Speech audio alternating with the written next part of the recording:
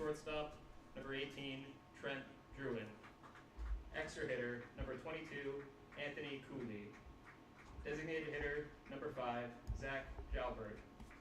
Catcher, number 26, Michael Caron. Left fielder, number 1, Aaron Whitman. And pitching for the Slam and Salmon, number 30, Jordan Bennett.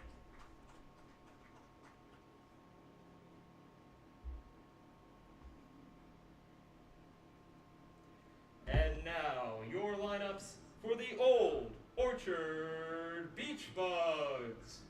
As I call their name, please head out onto the field. Starting with number 6, the shortstop, Tommy Hennessy. The third baseman, number 9, Aiden Barclay. The catcher, number 14, Nick Frink. The first baseman, number 12, Richard Gilboy. The left fielder, number 7, Dylan Verman. The right fielder, number 8, Quinn Dillon. The designated hitter, number 20, Regan Thomas. The second baseman, number 2, Nick Brindle. The center fielder, number 13, Caleb Constance. And pitching for your Old Orchard Beach Bugs, number 30, Oliver Leonard.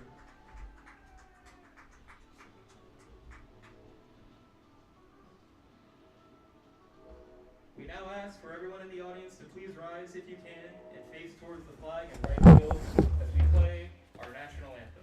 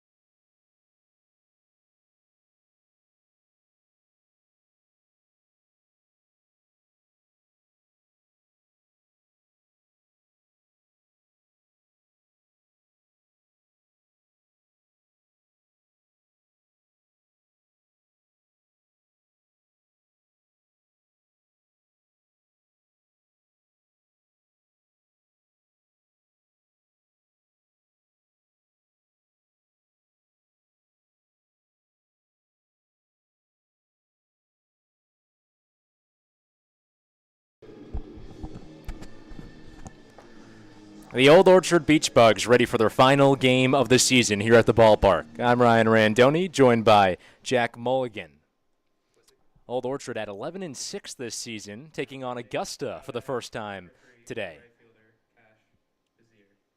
Each team plays 2 doubleheaders against a team outside their division. Switches off every season, and this season was Augusta for Old Orchard. Old Orchard actually lost their first 2 games against Augusta on June 20th in a doubleheader. Oliver Leonard on the mound for the Bugs. Faces off against Cash Bazier. First pitch is swung on and fouled off. This is actually a really important game for Salmon. This is actually a really important game for the Surgin because they need to win both games in order to make the playoffs. And they need some help, too. They need Bangor to lose twice.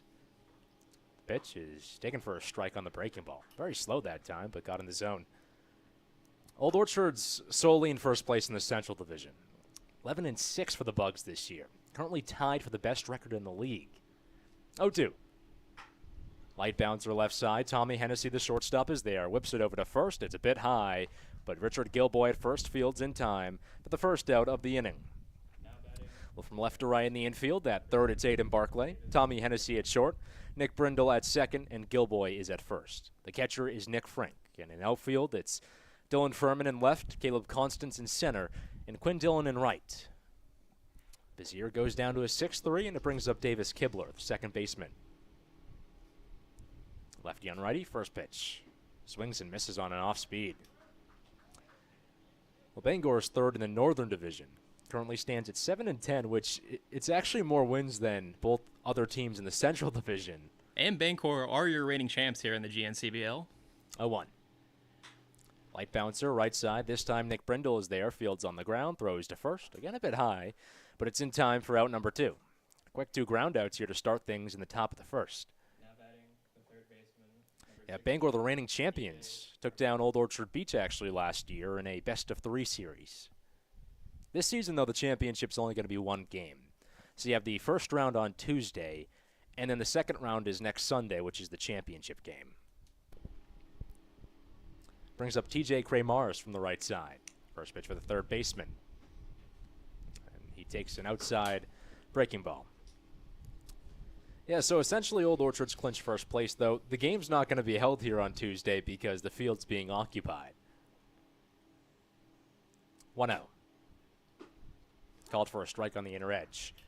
So current location of that game is still unknown. It's supposed to be at whoever is the second place team and makes the playoffs, which we still do not know. 1-1. High bouncer left side. Hennessy there again. He fields, throws to first. It's there in time for out number 3. A quick 3 putouts, 2 done by Tommy Hennessy, and it's a quick inning here in the top of the first. No runs on no hits, no errors, no one left on base, and still no score entering the bottom of the first here on the Bugs Sports Network.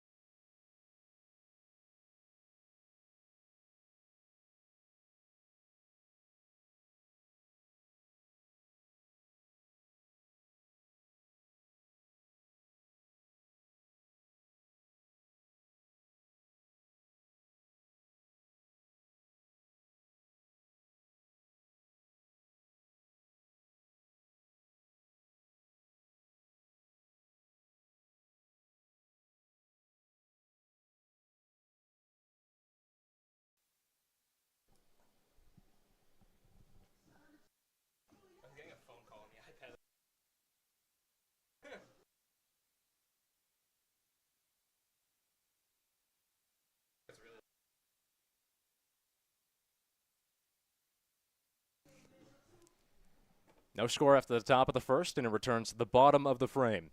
Old Orchard Beach ready to bat against Augusta. Here I'm Ryan Randoni, joined by Jack Mulligan. It was a quick top of the first. 3 groundouts, 2 to Tommy Hennessy, the shortstop. Last about just 2 minutes, and now returned to the bottom of the first here. Hennessy starts things here for Old Orchard Beach in the 1 spot. It's his first time this season starting in the 1 spot. Typically a guy who's been towards the top of the order, but around 2 or 3. Second's Aiden Barclay, the third baseman, and third is Nick Frink, catcher. Righty on righty, first pitch. Healthy act on that fastball. He wanted a lot there, but went right through it. He's up against Jordan Benedict, the right-handed pitcher. Benedict's also a rising freshman along with Hennessy. Played at Coney High School this past season in Augusta. 0-1. It's flown high in the air. Short right field, the right fielder chasing, but the second baseman is there. He'll call off his right fielder and make the grab in time for out number 1. So Hennessy down to an F9, or F4, excuse me. And it brings up Aiden Barclay. 4-5-6 for Old Orchard Beach is Richard Gilboy, Dylan Furman, and Quinn Dillon. First baseman, left fielder, and right fielder. And then 7-8-9 is Regan Thomas, Nick Brindle, and Caleb Constance. First pitch for the righty Barclay, and he swings and misses on a low breaking ball. Thomas the DH, Brindle the second baseman, and Constance is the center fielder. Well, Old Orchard usually plays with 10 players. That's the standard in the league, but they only have 9 position players today.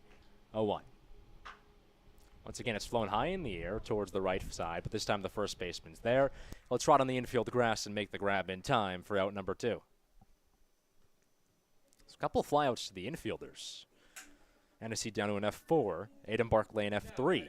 The catcher, number 14, Nick Frink. And it brings up Nick Frink. Another younger guy at the top of this lineup. You got Barclay and Hennessy, who are both rising freshmen. Then Frink's a rising sophomore. First pitch. Lines it foul. Well, Frink had a monster season this past spring at St. Joe's College. As a freshman, led the team in hits, runs, RBI, you name it, pretty much every statistical category. Was a co-rookie of the year in his conference, as well as a second-team all-conference player. 0-1. Check swing. Thought about going, but it was a low ball. Held off just in time. And Frink's translated well this season. He's batting over 300. Also has a home run this year. 1-1. Bouncer left side, shortstop's right there. He fields, recovers, throws to first. It's there in time for out number 3. 3 up, 3 down innings all around in the first. Old Orchard goes down thanks to 2 pop-outs and a fly-out. It's no runs on no hits, no errors, no one left on base. And still no score entering the top of the second here on the Bug Sports Network.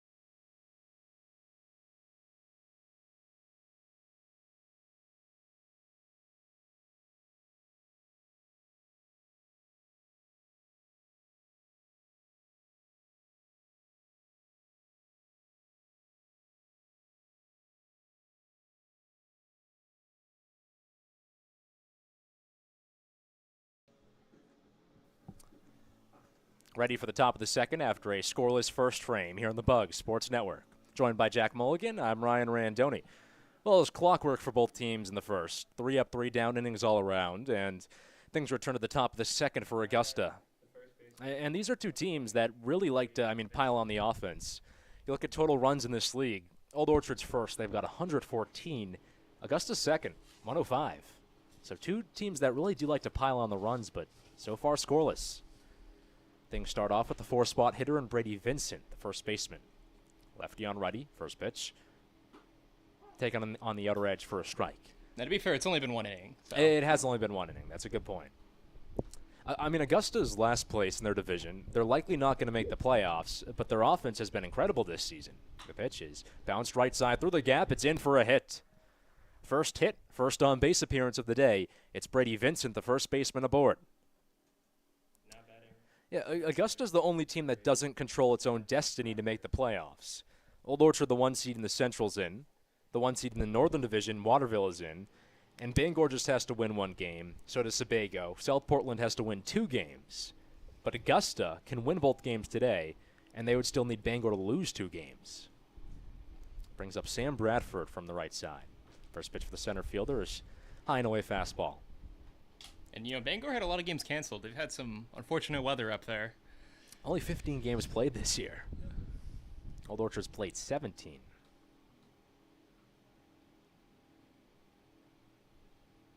1-0. Light bouncer right side. Nick Brindle is there. He tosses to second. Gets the turn to first. It's there in time. Brindle to Hennessy. Back to first over to Gilboy. It's a double play. 4-6-3. And there's 2 outs here in the top of the second.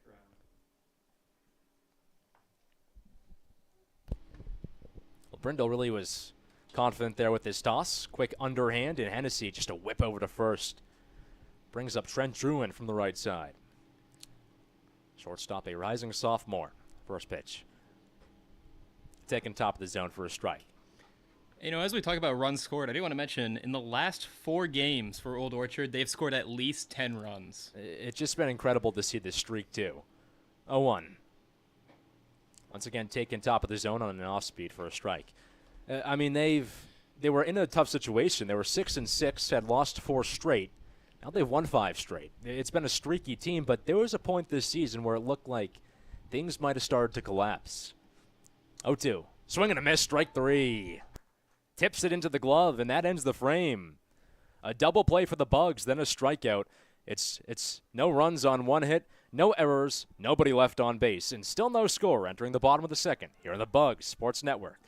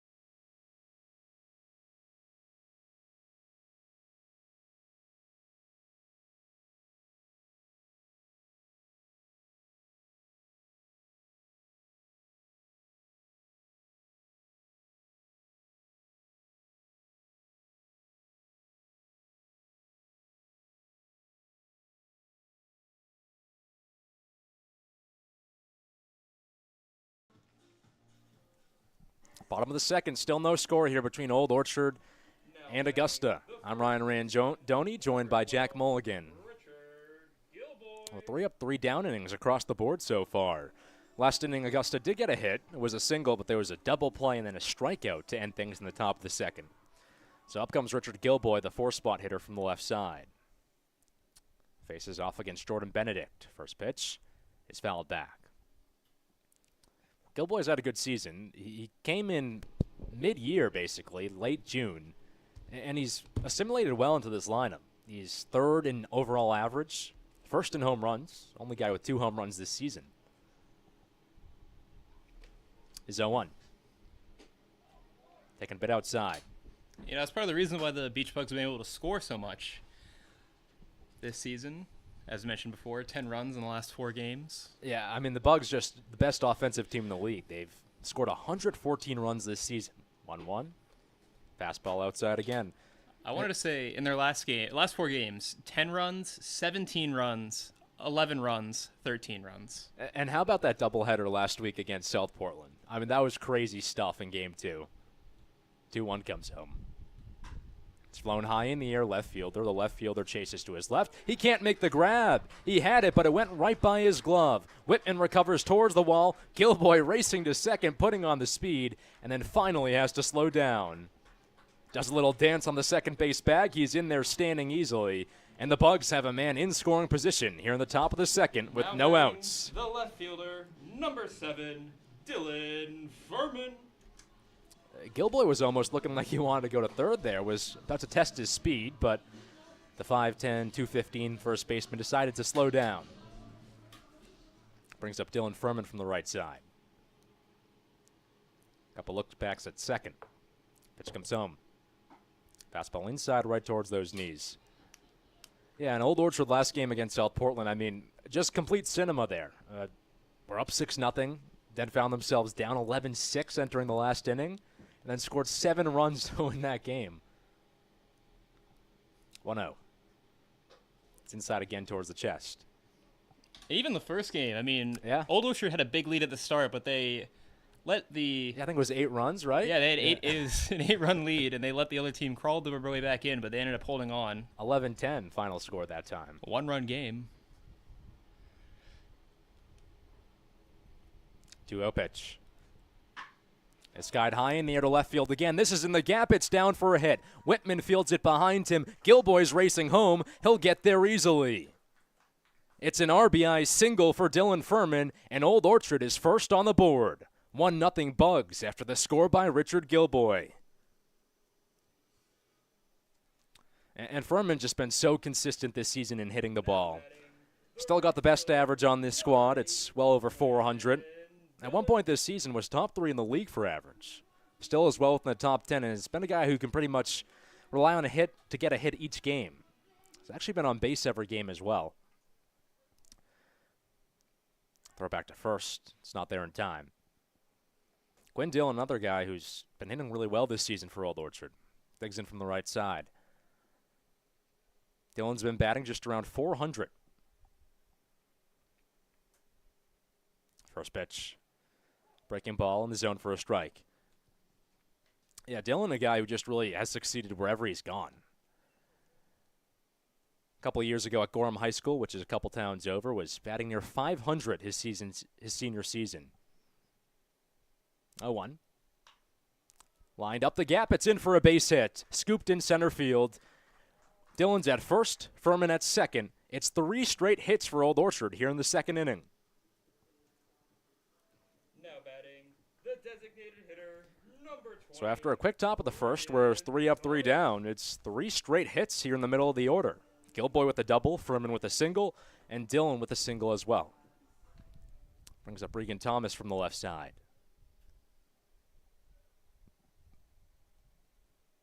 Couple looks back at second again. Pitch. Low breaking ball. Old Orchard has a lot to play for as well today. The Bugs, if they do better than Waterville, who's also playing in a doubleheader, if they have a better or equal record to them today, they will clinch the number 1 overall seed in the league. 1-0. Fastball low towards the dirt. The catcher, Karen, able to stop it before it trickled towards the backstop. So a bit to play for it for Old Orchard. Again, your first playoff game is going to be away no matter what, but you could potentially get home field advantage back for the second game. Benedict really looking back at second. 2-0. A little bit high on the breaking ball.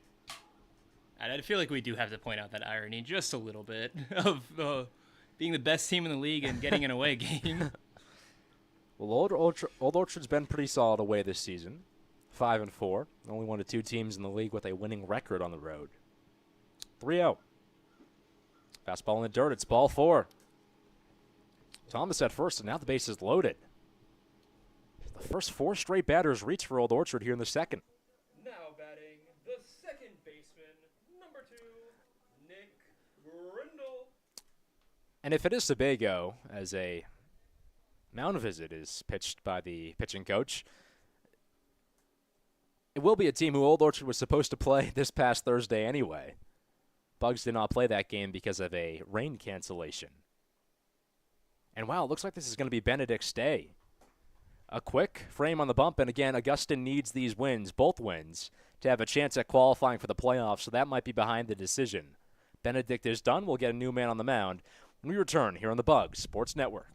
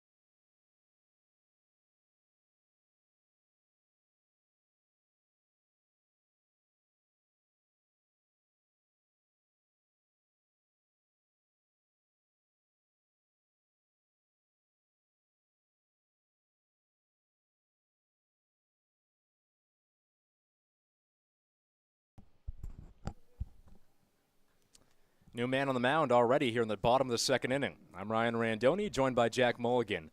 Well, Caden Chase replaces Jordan Benedict after what was a solid first inning, but the second inning, not a good start whatsoever. 3 straight hits, including a double, a walk, and a run already scored for Old Orchard here in the bottom of the second frame.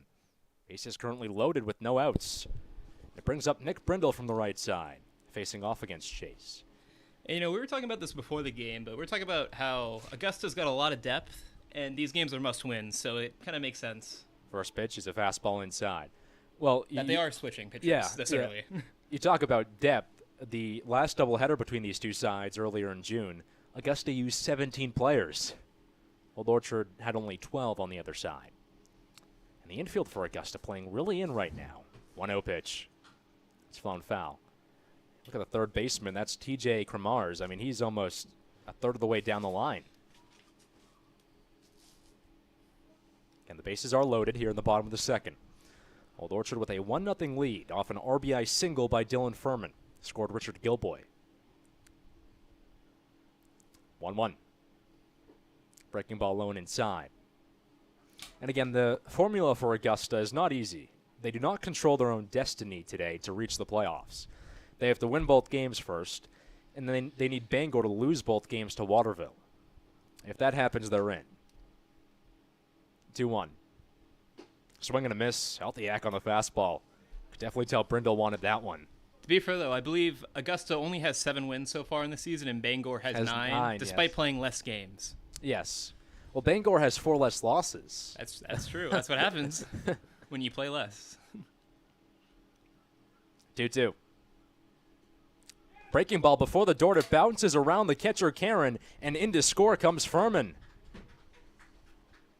Wow, I mean, that was way before the plate. Not even close. So Furman's in to score after, I think you got to credit that as a wild pitch. I mean, that was a good few feet before home plate. And Old Orchard's up 2-0. Also runners on second and third now and still no outs. Got a full count. Corner still playing in here. 3-2. Line right through the left side. It's a base hit. One run easily scores. Another being stopped at third. But that does put Old Orchard up 3-0.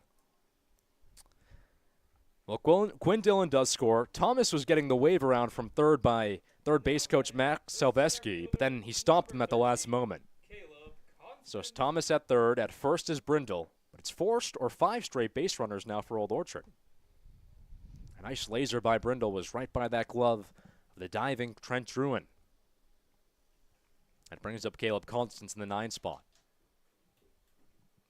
Righty on righty, first pitch, sign inside. Old Orchard's only playing with 9 today. First time since the home opener this season.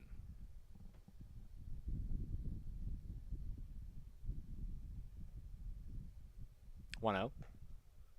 Breaking ball top of the zone. Well, the first time it was because Sebago only had 9 players that they brought. Today, Old Orchard only has 9 position players themselves. So the depth, again, does favor Augusta. 1-1. Runner goes from first. Catcher throws down to second. The tag is not even close. Throw is kind of a little bit light, too. Bounced a few feet before the bag. So now runners in scoring position at both second and third. Brindle at second, Thomas at third. So 1-1 count for Thomas or Constance.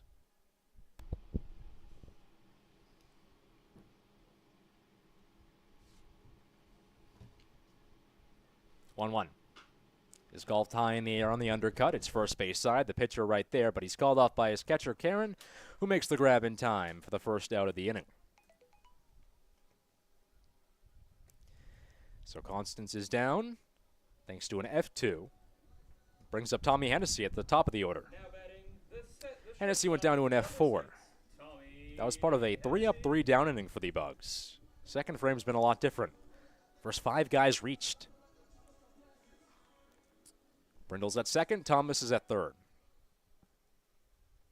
First pitch. Fastball top of the zone. Hennessy did not like that one. A little bit frustrated. Hennessy batting mid-200s this season for Old Orchard. Big issue's been the strikeout. Still leads the team in that category with 19. 0-1. It's fouled off, right field side. The right fielder is chasing, but it's well in front of him.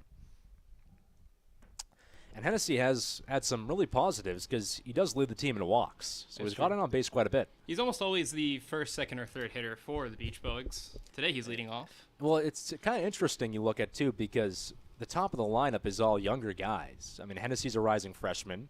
You got Barclay at second, who's also a rising freshman. He's on deck. And Nick Frink in the hole is a rising sophomore. It's been a trend, especially late in the season. Runners on second and third. 3-0 Bugs lead. 0-2. Bouncer left side. Shortstop is there. He fields on a 3-hop. Throws to first. It's there in time, but it does score a run for Old Orchard. A productive out for Hennessy. It's an RBI that scores Richard Gilboy, or rather Regan Thomas. It's 4-0 Bugs here in the bottom of the second. Number 9, Aiden Barclay. Brindle's also at third. Brings up Aiden Barclay from the right side.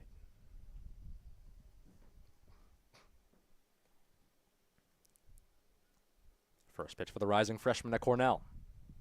Fastball inner edge. Again, Barclay didn't like that one. Kind of bend at the knees and a little bit of a sigh.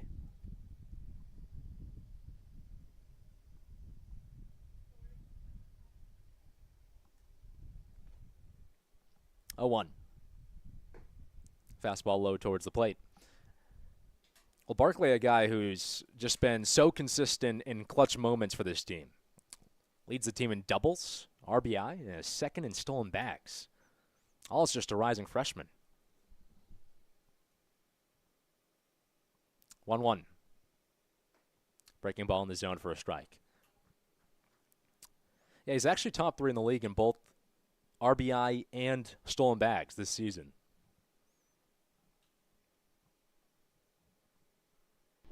Had a home run and triple actually last week out against South Portland in game number 1. 1-2. This one's flown high in the air. It's infield right side. First baseman is chasing. Now he's called off by his catcher, Karen, who makes the grab in time for out number 3. So 3 outs to end the inning, but not before a lot of damage is done by Old Orchard. 4 runs after the 5 first base runners reach. It's 4-0 Bugs after the 4 runs on 3 hits, no errors, 1 left on base. Here on the Bugs Sports Network.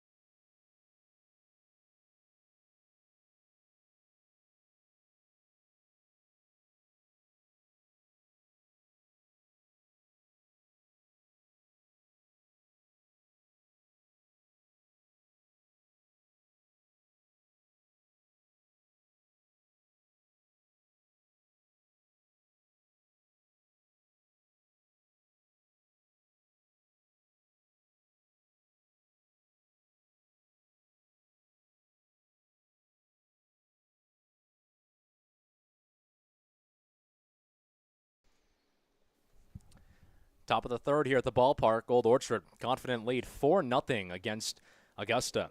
Joined by Jack Mulligan, I'm Ryan Randoni. Anthony Cooley to begin things off in the 7th spot against Oliver Leonard. Righty on righty, first pitch. Taken just outside for ball 1.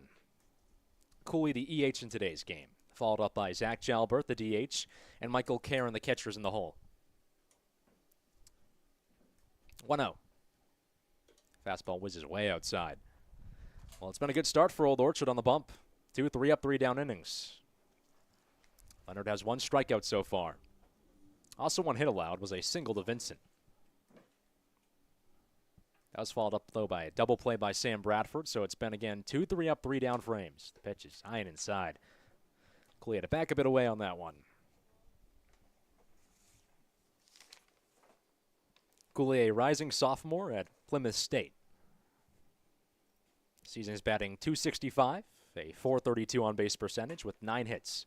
Pitch, top of the zone, called for a strike on the heater. This past season at college, was really good as a freshman. Had the best average on his team among all freshmen at .333, 3-1. It's inside again for ball 3. And 9 hits, 2 doubles, 8 RBI, all as a freshman. Pitch. Line down the left field line. It's just foul. Oh, that was very close. Was just a bit pulled. Oliver Leonard catching a break there. If that lands fair, that's at least a double, maybe a triple. Yeah, that was going to scoot towards, the edge of the left field wall, too, in a foul territory, so that would have been a tough ball to grab. If Cooley had the speed, he maybe could have turned it into a triple. But count stays 3-2 with the foul instead. His pitch. Outside again, ball 4. Cooley on base after an outside breaking ball. It's the second base runner of the day for Augusta. Now batting, And Cooley is a guy who likes to walk a lot. He's actually walked in 7 straight now. That's a 10-game on-base streak. So he's on first, and it brings up Zach Jalbert.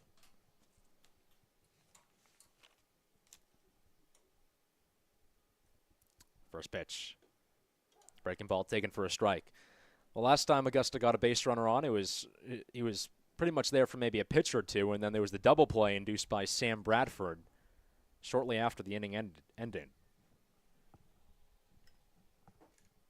Throw back to first. It's so close, but not there in time. Well, Gilboy, one of the reasons I think, too, he's probably at first today is he's had a couple of good tag outs so far this season. Saw it last game against South Portland. There was one good tag out early on. 0-1.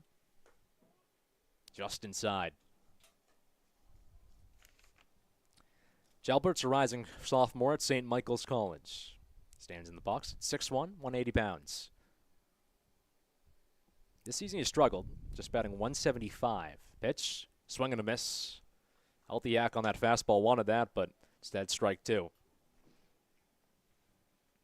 Big issue for him has been the strikeout. Has 16 of them. It's a team most. 1-2. Swing and a miss, strike 3. Throw over to first. Not there in time. Was looking for the strike him out, throw him out. Instead, it's just 1 out here in the top of the 3rd. So Jalbert gets his 17th strikeout of the season. It's his 9th in his last 7 games. And it brings up Michael Karen from the right side. Karen just a rising freshman at Colby Sawyer. First pitch. Taken for a strike. He's batting 188 this season. 316 on-base percentage with 6 hits. Throw back to first. It's not there.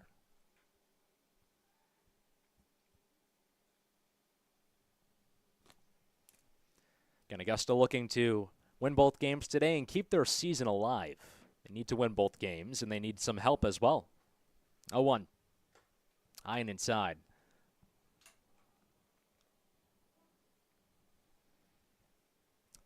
Other 2 doubleheaders currently starting right now. You got Bangor and Waterville, as well as Sebago and South Portland.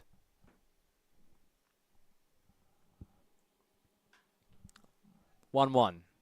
Pitch is skied high in the air, infield right side. And Nick Brindle is there to make the grab in time for out number 2. So Jalbert, or rather Karen, goes down, and it brings up Aaron Whitman.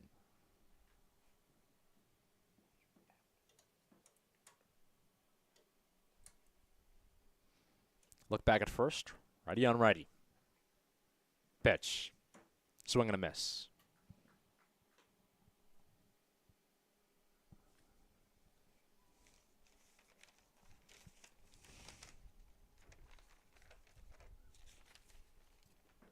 Oh, 1. Fastball top of the zone. Whitman, a rising junior at Southern Maine. Batting 103 this season with a 186 on-base percentage. Pitch. Foul back. Actually, his first hit this season came against Old Orchard in the doubleheader in June. Only had 3 cents.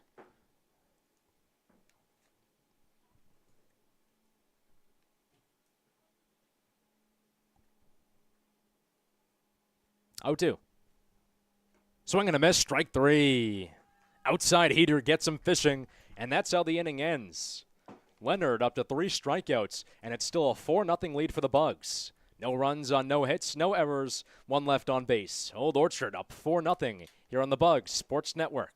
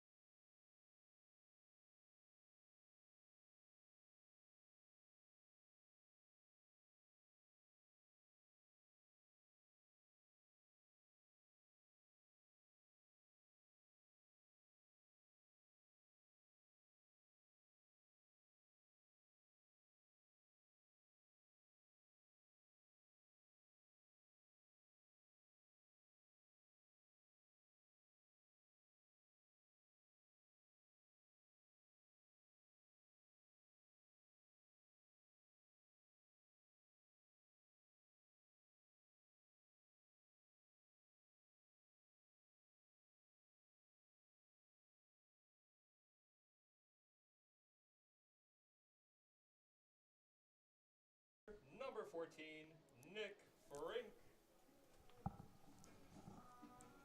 Old Orchard up 4-0 here entering the bottom of the third inning. Joined by Jack Mulligan, I'm Ryan Randoni. Things begin with a 3-spot hitter and Nick Frink. It was a nice second frame for Old Orchard. First 5 guys reached. Had a double, pair of singles, then a walk, and then another single. First pitch is taken on a curve for a strike. Frink was the lone guy in the lineup who did not bat last frame. So for 1 so far today with a ground out. Pitch is skied high in the air right to center field. Center fielder chases and makes the grab in time for the first out of the inning. So it's a fly out for Nick Frink, and he's 0 for 2 today. That brings up Richard Gilboy. Well, Gilboy was the catalyst in that inning. Began the second frame with a double and eventually did score. And just a really consistent guy when it comes to extra base hits. Pitch. Called strike on the outer edge. Talked about it. He leads the team in home runs. Only guy with 2 home runs this season, so he is first in that category. His first actually came against Augusta earlier this year. 0-1. This one flown foul. His second was this past week against South Portland in that doubleheader. Old Orchard won both games, now sits at 11-6 on the season. Good 5 games ahead of the second place team in the Central Division. That's Sebago. 0-2. This one, once again, flown foul left field side.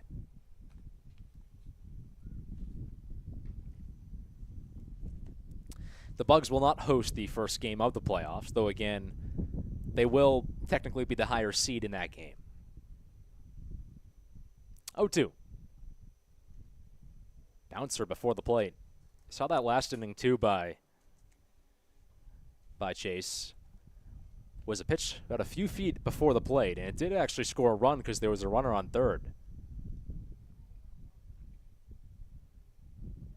Currently a 1-2 count here with 1 out. Bottom of the third. It's a 4-0 Bugs lead. 1-2. Flown high in the air, right to center field once again. Center fielder is there. He makes the grab in time for out number 2. So Sam Bradford with a couple of putouts in center field. Now it's Dylan Furman up at bat. Well, Furman, again, just one of the most consistent batters on this team for Old Orchard. Already has a single today. Leads the team in average. Entered today's game with over a 400 mark in that category.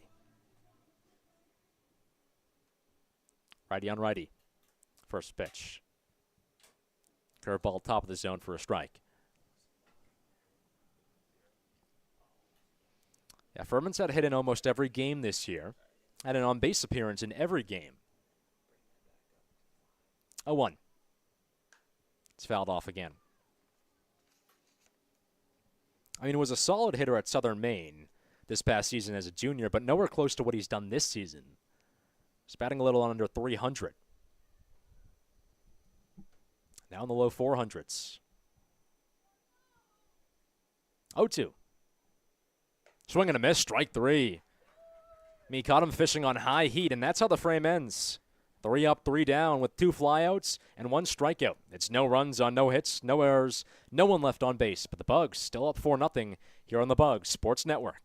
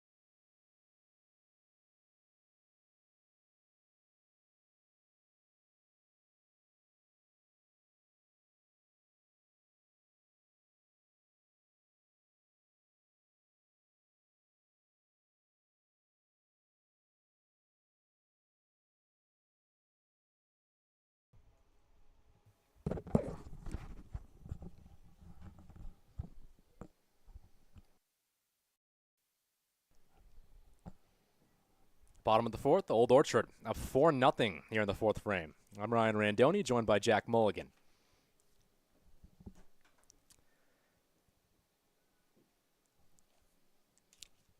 First pitch, taken for a strike.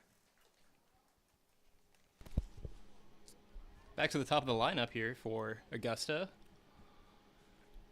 Cash Bazier digging in from the right side. Pitch is bounced right towards the mound on a comebacker. It's fielded by Leonard, who races towards the bag himself and makes the tag in time for out number one.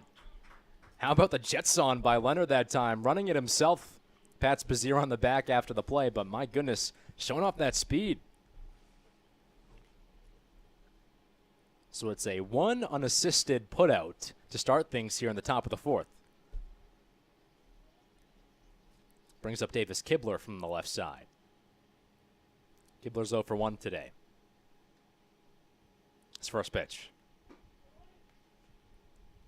Takes one on the just inside, excuse me, for ball one. And temperatures are rising. It's very hot in here. 1-0. Light bouncer right side. Gilboy's there. He tosses to Leonard, and he'll do it himself again. 2 taps with the feet for Leonard so far in this inning. This time it's a 3-1 putout, and there's quickly 2 away here in the top of the fourth. Yeah, usually we typically play our games at 5 o'clock and then 7 o'clock, but today it's at 11 and 1. So the game's going to get hotter as we go through the day. It's going to get hotter, but at the same time, you know, I think I'll take that, to be honest, Jack, with the way the weather's been this season. Well, I mean, if you're the players, though, yeah. it's something you got to get adjusted to. First pitch for TJ Kramars. He takes a breaking ball in the top of the zone. You know, usually your game gets cooler if you're sweating, but, you know, you're not getting any relief today. Well, and today you got a doubleheader, too. Doesn't help the cause. 0-1. Inside towards the waist. Well, the fortunate thing we talked about it earlier is that Augusta's a very deep team. Got nearly like 20 position players. Yeah, TJ did not like that strike call. He looked back at the umpire and gave him a few words. Dealing with an 0-2 count here in the top of the fourth. Pitch. It's flown high in the air, infield right side, and Gilboy called off behind him by Nick Brindle, who makes the grab in right field for out number 3. So a quick 3 outs, and once again, it's a 3-up, 3-down inning here for Augusta, the third of the day by the Surgin Sturgeon against Old Orchard. No runs, no hits, no errors, no one left on base. Still a 4-0 Bugs lead entering the bottom of the fourth here on the Bugs Sports Network.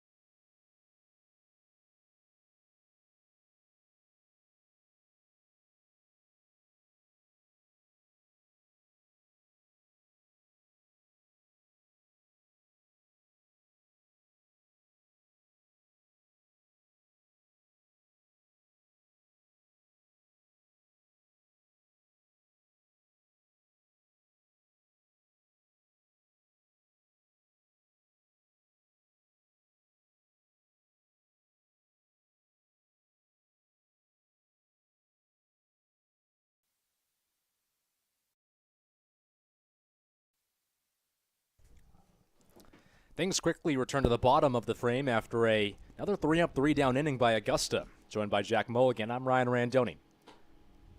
First pitch taken for a strike on the outer edge by Quinn Dillon.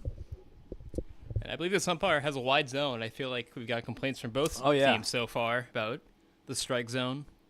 We saw it last inning. TJ Kramars was not happy at one pitch. 0-1. Fastball low towards the plate. Looked like Quinn might have been saying that was low. Umpire said it's a strike anyway. And Caden Chase has thrown a couple of really close balls so far towards the plate. There's been a couple that have been short of the plate by a few feet. The pitch comes in, and this is fouled off. But you've seen it already. A couple pitches pretty outside. Also been a couple that have just not reached home plate. That one's going to leave the stadium. Not far enough to make it to the parking lot. Hopefully people have car insurance for broken windows. 1-2. Curveball. Ooh, that was close to hitting him. Dylan had a duck. If he didn't, that would have been right on his face. Fun little lawyer fact. If a ball does hit your car, it's not the stadium's fault as you assume the liability of parking next to a baseball stadium. Yeah, it makes sense. 2-2. Fastball just outside. Down's full. Well, Dylan's 0 for 1, or 1 for 1 so far today with a single. That was in the second, also scored a run. That was the third run of the game for the Beach Bugs. 3-2. It's flown high in the air down the right field line into foul territory. The right fielder chasing, but he's not there in time. That was Cash Bazier who lost his hat as he was chasing that ball down. Great effort, but just a bit short. And speaking of hats, I might as well mention it. We're now selling them here at the stadium. Yeah, they look really nice, Jack. $25. If you are in here at the ballpark right now, head over to, I believe, the ticketing office, and you can get yourselves some Old Orchard Beach Bugs merch. Yeah, I just love, like, the pink salmon bottom. Just the pink. Payoff. Skied high in the air, deep right center field. Right fielder to his right. He makes the grab on the track in time for out number 1. Dylan goes down for the first time today. He's now 1 for 2. Yeah, got nice pink bottom. Though I will say, Jack, the one thing is that almost every team in this division is blue and pink. Like Sebago's all pink. South Portland's blue and pink. There's not a lot of variety in the colors. Hey, Augusta is blue and yellow. There you go. All right? There you go. First pitch for Regan Thomas is flown foul. Bangor's blue and green, of course. I'll give it to Waterville. Only team that does not have blue in their color scheme. Fortunately, we have not seen Waterville as they are in the other division. You might see them. They're the best team currently in the Northern Division. 0-1. Taking on the outside edge for a strike. Waterville was supposed to play a doubleheader against Bangor today, but we just got news that that doubleheader is actually canceled. So hypothetically, if Old Orchard wins one game today, they should be the number 1 overall seed. Because tiebreaker does go by points, and they're currently even entering today. 0-2. Fouled off. You know, I feel like we've been saying it all season long. We live in Maine, or not we live in Maine, but the teams are here based in Maine near the ocean. Unpredictable weather. Yeah. Today's game was actually rescheduled to earlier in the day. It was supposed to be 1 o'clock and 3 o'clock. 0-2. Swing and a miss, strike 3. Ooh, fishing at a really inside fastball. I think Thomas wanted a foul tip too, but did not get it from the umpire. Give him a look after, and now goes back to the first base dugout. But as I was saying, a lot of teams in Maine, a lot of unpredictable weather. There's supposed to be a storm coming in at 5 o'clock, so while it looks beautiful right now, I have a feeling that won't be for too long today. Nick Brindle comes up from the right side. Yeah, I mean, last game for Augusta was canceled as well on Thursday. First pitch. Curveball just a bit high. That was a big game for Augusta, too, because they could have made up ground in the points category against Bangor, but it doesn't seem like that's going to be made up. 1-0. Fastball misses outside.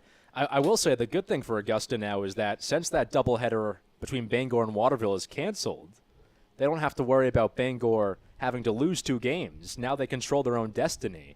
If Augusta was able to come back today and win Game 2, they would hypothetically be in the playoffs. Next pitch is taken outside on a heater.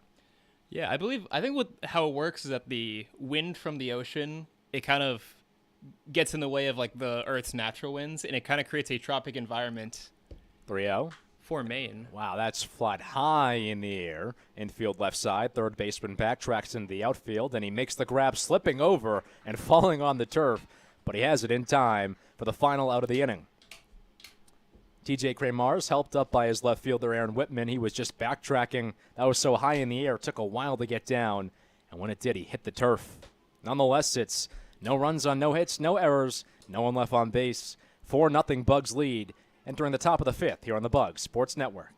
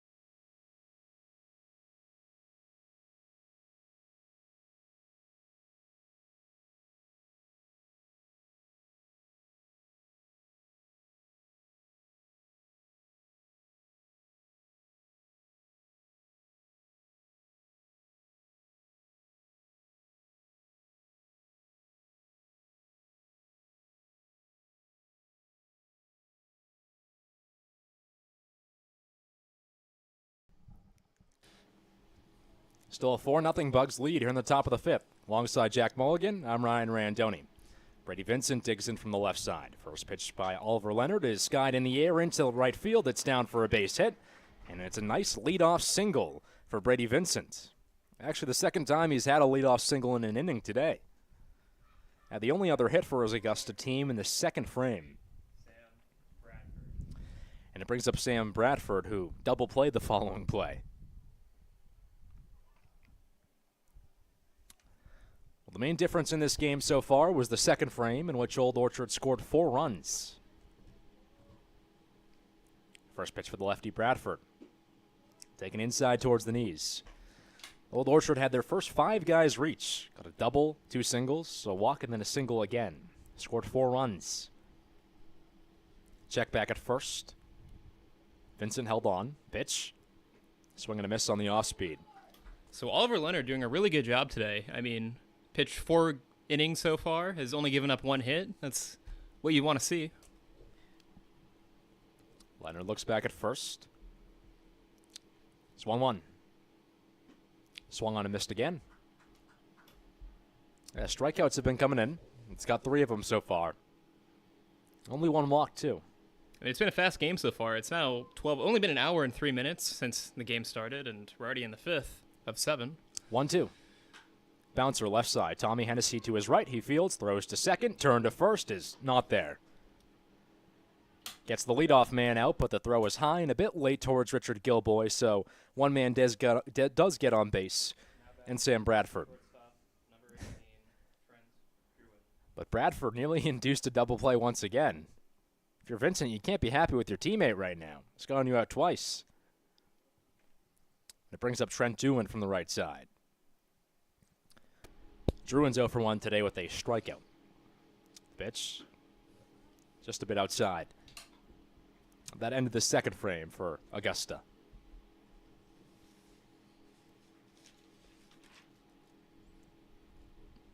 Throw back to first. Oh, tag.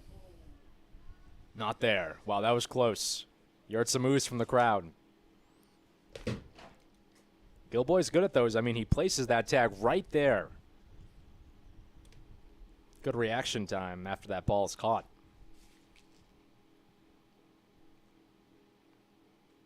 1-0. It's fouled off. I think that's the first foul ball that actually landed in the stands. Well, and it's unfortunate for Old Orchard because we mention it every time that, you know, the foul balls have to be returned to the home field dugout. So today is going to be a tougher challenge for that.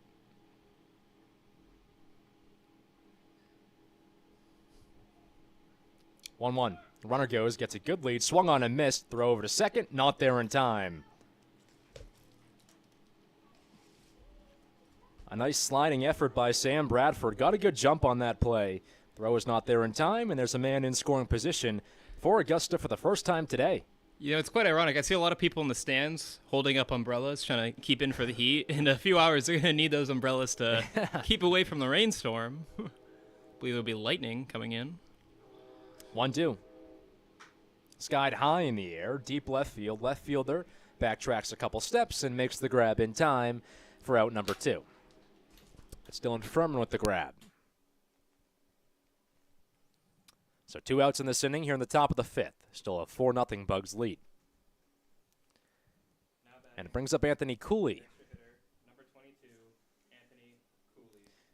Well, we talked a bit earlier about how Leonard's been doing such a good job, and it's such a contrast to the way the pitching staff did the last time these two sides faced.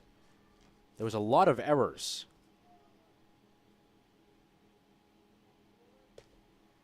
First pitch. It's fouled off. And as well as errors, a lot of pass balls as well as wild pitches.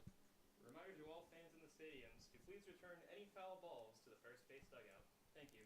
Was backed up by the fact that, in terms of hits, Old Orchard actually out-hit Augusta both games and lost both games. Pitch comes home. Fastball top of the zone. Yeah, Old Orchard combined led the hits category 19-14. They led in both games early on, but just kind of collapsed thanks to walks, errors, hit by pitches, you name it. But there weren't many hits by Augusta. 0-2.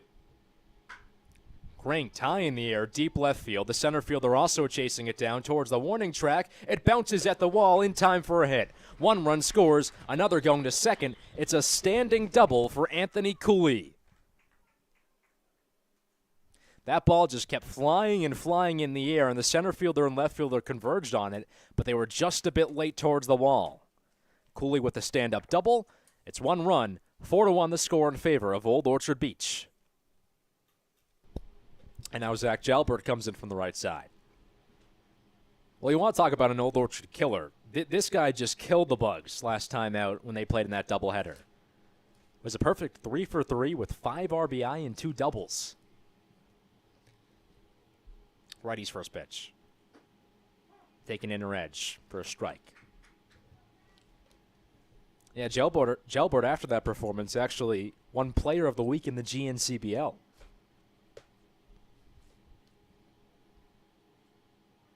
0-1. Fastball outside. Not a guy, though, who's done well since. Only has under a 200 average and leads this team in strikeouts.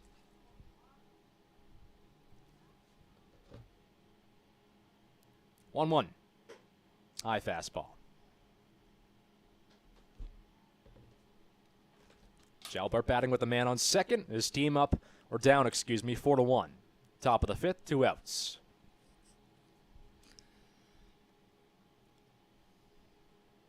2-1. Inside. Oh, called for a late strike. That was a late call by the umpire. I mean, we've been kind of seeing it all game. Hopefully things don't boil over, but I could see it happening for Augusta, considering this is a must-win game to make the playoffs. 2-2. Gets past the catcher, and a runner easily advances to third that time. Frank may be a little bit too nonchalant there. Looked like he had the ball, and that just bounced off his glove. So now Cooley's in the third and 90 feet away from the plate. He needs to be more like Cooley and be cool. Jalbert dealing with a 3-2 count, 2 outs. Team down 4-1 here in the top of the 5th. The pitch. It's fouled off. And we got some kids chasing off for that foul ball. Hopefully they return it to the fair space dugout afterwards. Solid crowd as well today, but yes, more kids than usual than what we're used to. And it's a hot one. 3-2. Bouncer left side. The third baseman Barclay to his right won't get there in time. Hennessy recovers behind him, throws to first, but is nowhere close. It was late, and it was way off the mark to Richard Gilboy. Does score a run for Augusta. It's Cooley who comes home, and now it's 4-2. So it is a single by Jalbert just because that was so in between the two fielders. It was going to be a tough play either way for Hennessy to make. And now Karen digs in from the right side. Got a man on first and Jalbert.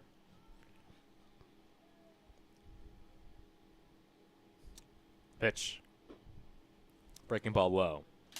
Yeah, I believe our official scores scored that as a hit. Yes, yeah, definitely a hit.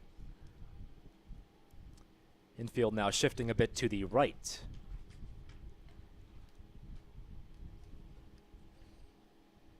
One 0. Taken just outside. But the good news for Augusta is because that doubleheader between Waterville and Bangor is canceled, just have to win 2 games today. Throw back to first, it's not there in time. Yeah, I believe the GNCBL works off a point system, so It's points, which they would be tied in with Bangor if they won both games. both teams would have 9 wins. But then it's games. Whoever plays more games has the tiebreaker. Pitch is high and inside. Counts at 3-0. You know, I think that's because of the kind of encourage the teams to make sure Yeah. you play all your games. Not a terrible incentive. No, but it's just been so hard to play games, too. That's been the problem. I mean, just with the rain. You saw it last week. Augusta canceled its game with Bangor. 3-0. Called strike on the lower edge. The Beach Bugs had a game this week that once again got canceled by weather. Same night, Thursday night, against Sebago.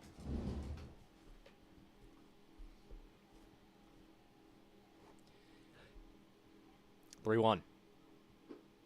Check swing, but did not go. It was inside. That's ball 4. Karen's at first, Jalbert's at second, and now 3 straight base runners have reached for Augusta. Double by Cooley, single by Jalbert, and a walk by Karen. And we'll have a mound visit here now. You know, I think what is kind of, I wouldn't say the issue with the league, but when you have every single team in Maine, you're very reliant on Maine's weather. So, you know, if there's going to be one rain out, most likely you're going to see every game get rained out. 100%. Well, I will say, though, today you had Waterville and Bangor. They're canceled because of rain, even though there's no rain here right now. The games are scheduled at the same time as these games. That's true, but I believe they're about 2 hours north from where we are right now, so I think that rainstorm is starting off where they are, and it's going to be reaching towards Old Orchard once again at 5 o'clock. I have a little side job here as a weatherman. There you go. Got Aaron Whitman in the 10th spot now up at bat. Rising junior out of Southern Maine. First pitch. Fastball misses outside. Big spot for Augusta. Runners at first and second, top of the 5th. It's a 4-2 Bugs lead here with 2 outs.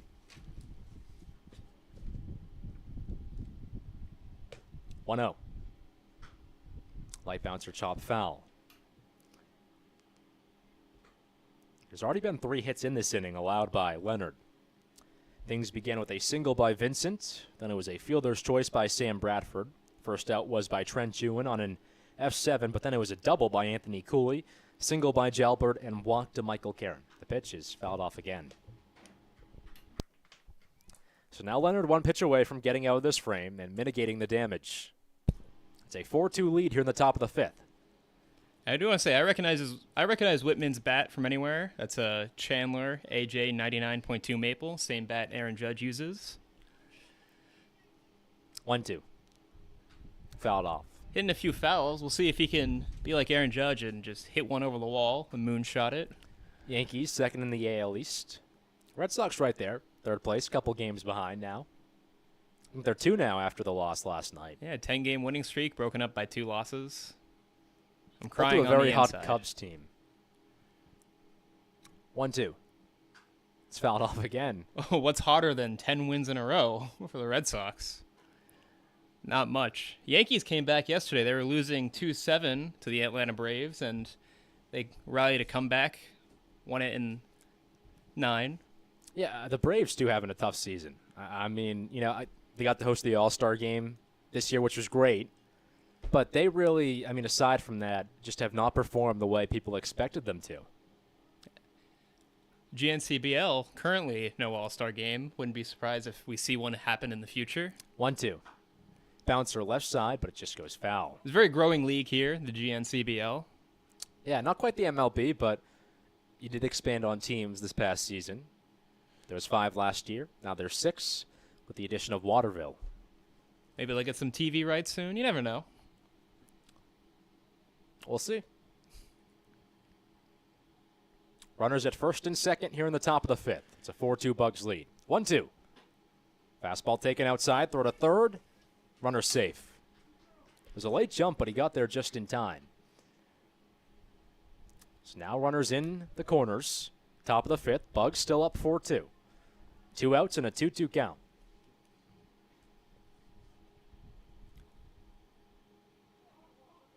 Another runner goes from first, and Leonard just lets him go. Yeah, not even. I was before the pitch was gonna go. I was gonna say kind of strange you didn't see a double steal, especially with 2 outs. But I guess that steal was just coming later. And you could tell Leonard was just annoyed because he had nobody to throw to on second. Was just like, come on, man.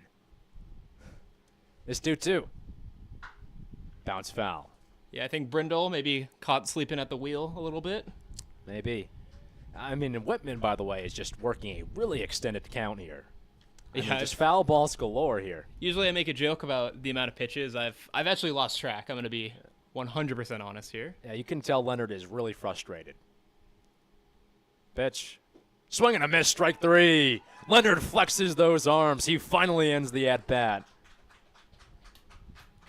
A frustrating bout with Aaron Whitman, but he finally ends it to a lot of applause. Shakes Max Silveski's hands, and that's how the frame ends. 2 runs on 3 hits, no errors, 2 left on base here in the top of the 5th, but the Bugs still do lead 4-2, entering the bottom of the frame here on the Bugs Sports Network.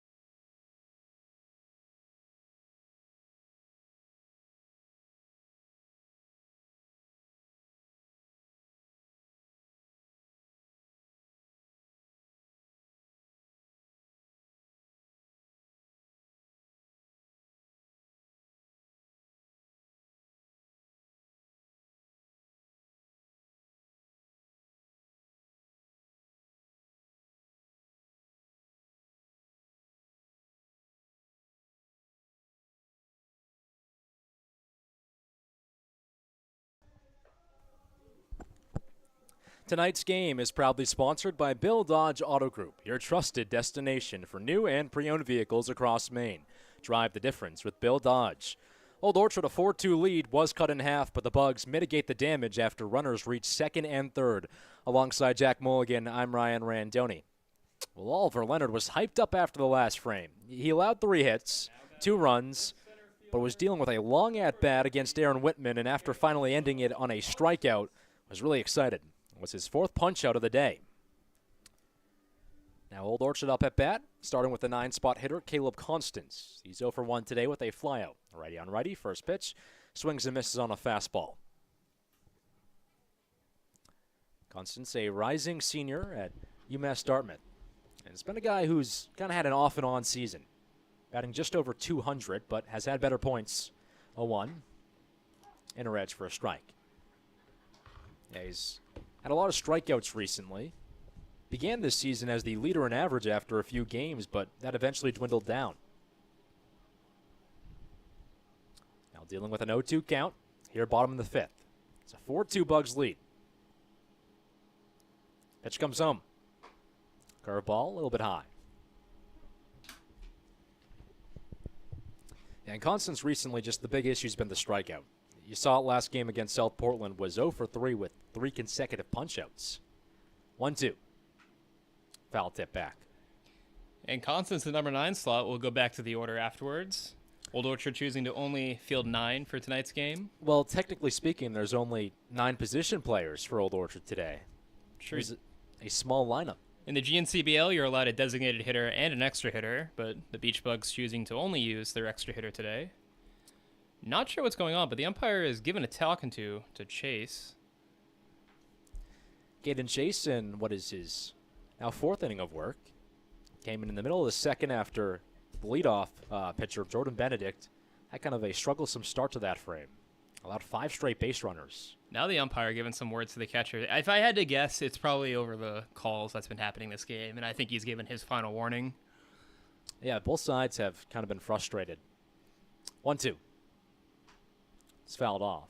I went inside, and Constance kind of at the last second decided to hit it, but looked like it was going to be a good ball. 4-2 Bugs lead here in the bottom of the 5th. Nobody on base with no outs. 1-2 pitch. Swing and a miss, strike 3. Ooh. Constance went fishing on that. That was way outside. And he goes down on a strikeout for the first time today. Going back to the umpire earlier, though, I mean, I was pointing out a lot of people were talking to the umpire, and he was given a lot of leeway. Typically they let a few words go by, but I think now he's putting his foot down. Now Tommy Hennessy up at bat. 0 for 2 so far today. First pitch. And Hennessy's not happy. Got a pitch on the inner edge that was called for a strike, but looked pretty inside. And was not happy with that call.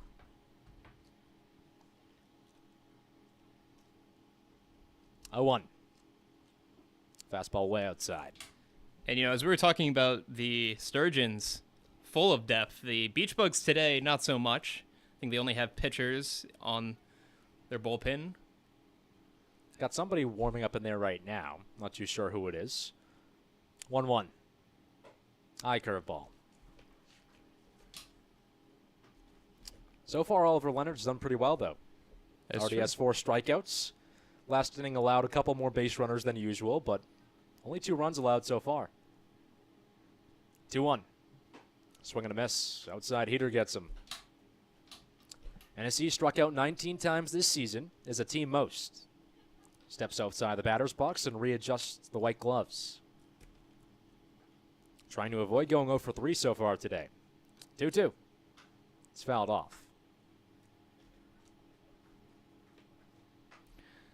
So, not saying that we're going to see an ejection, but I think with the warnings could be in play. Beach Bugs cannot afford it, as they wouldn't really have anyone to make a replacement. Got a pitcher in there. Do have a designated hitter they can put 2-2. in. High. Counts full. Well, he saw it last game. I mean, Noah Fitzgerald was batting. A typical ace for this team. He actually pitched in Game 2 after batting in Game 1. But he had not batted the rest of the season. 2-2. Fouled off. I mean, the last game we saw Tommy Hennessy come in for the 7th inning, has never pitched in college, and threw nothing but straight fastballs. Because It was some heat. to be fair, though, It was some heat. there was an injury to one of the Beach Bucks pitchers during that game. He got hit in the elbow with a pitch. 2-2. Crane tie in the air, deep center field. Center fielder's going back towards the wall. It's over his head for a hit. Hennessy racing past first, moving past second now. He trips a bit, but gets back on his feet and slides into third in time. It's backed up by the pitcher as the ball got away towards the third base dugout, but Hennessy into third after a triple. It's his first triple of the season. Now he's 90 feet away from the plate.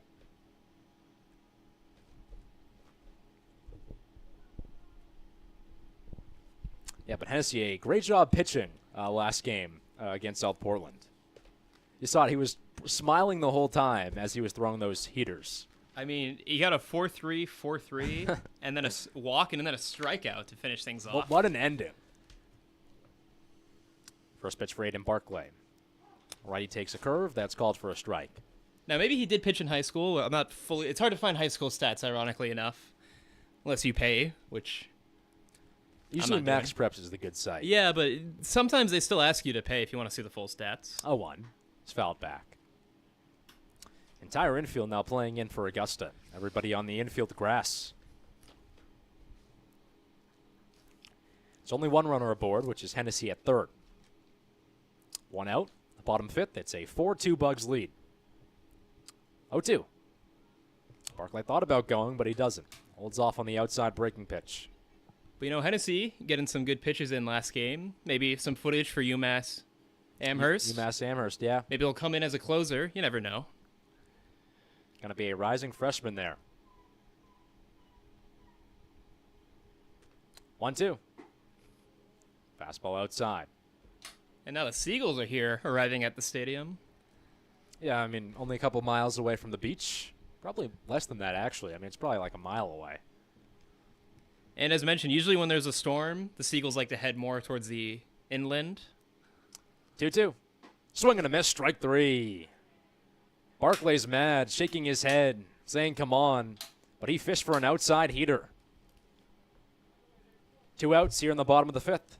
Both on strikeouts. He's probably upset with himself, would be my guess. Barclay, another rising freshman. But he's done well so far this season. Leads the team in actually a lot of statistical categories, including RBI, doubles, second in stolen bags as well. First pitch for Nick Frank. He lines it right to short. It's fielded on a liner for out number 3. It's a missed opportunity for a bounce back by the Bugs. It was a hit, a triple by Tommy Hennessy, got to third, but he can't be scored. So it's no runs on one hit, no errors, one left on base. 4-2 Bugs lead entering the top of the 6th here on the Bugs Sports Network.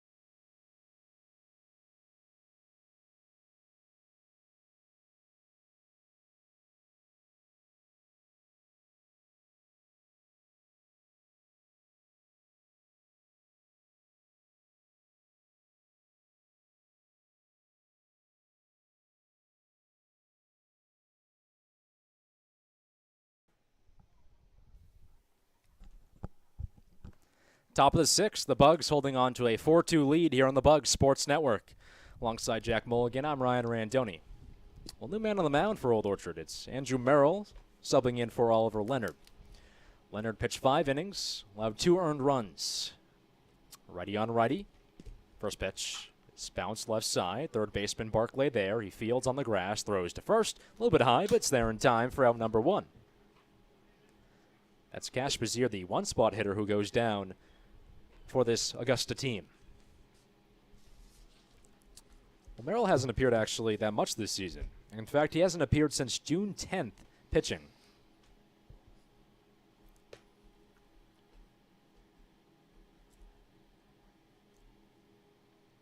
He's pitched 8 innings this season with 13 hits, 8 earned runs, as a .646 ERA. First pitch for the lefty Davis Gibbler is called a strike. Gibbler's 0 for 2 so far today with a pair of groundouts.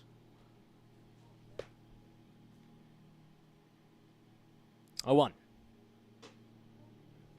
Ball fastball just outside. Gibbler was turning those arms but did not go through. Bugs trying to improve to 12-6 on the season. 1-1. Swing and a miss. High heater gets him. He's fishing high. Bugs with a win today would clinch first place in the entire league. They've already wrapped it up in their division. 1-2. Light bouncer right back towards the mound. The comebacker fielded by Merrill. He'll underhand to first in time for out number 2. Well, I was thinking of pulling an Oliver Leonard and racing towards the bag himself, but decided at the last moment to toss to Gilboy. Doesn't quite have those jets that Leonard did on that one unassisted putout earlier today. So 2 groundouts brings up TJ Cremars. This is something that Augusta's been really struggling at, is getting those hits, especially in the top of the order. First pitch. Righty takes a heater low, or rather bottom of the zone for a strike. Got a couple groans. It's been a common occurrence today. 0-1. This one skied high in the air. Into foul territory. Gilboy there towards the first base dugout, and he makes the grab in time. Did a little bit of the splits there, but it's in time for out number 3, and he ends it responsible for every single out in that frame. No runs on no hits, no errors, no one left on base, and the Bugs still up 4-2, entering the bottom of the 6th here on the Bugs Sports Network.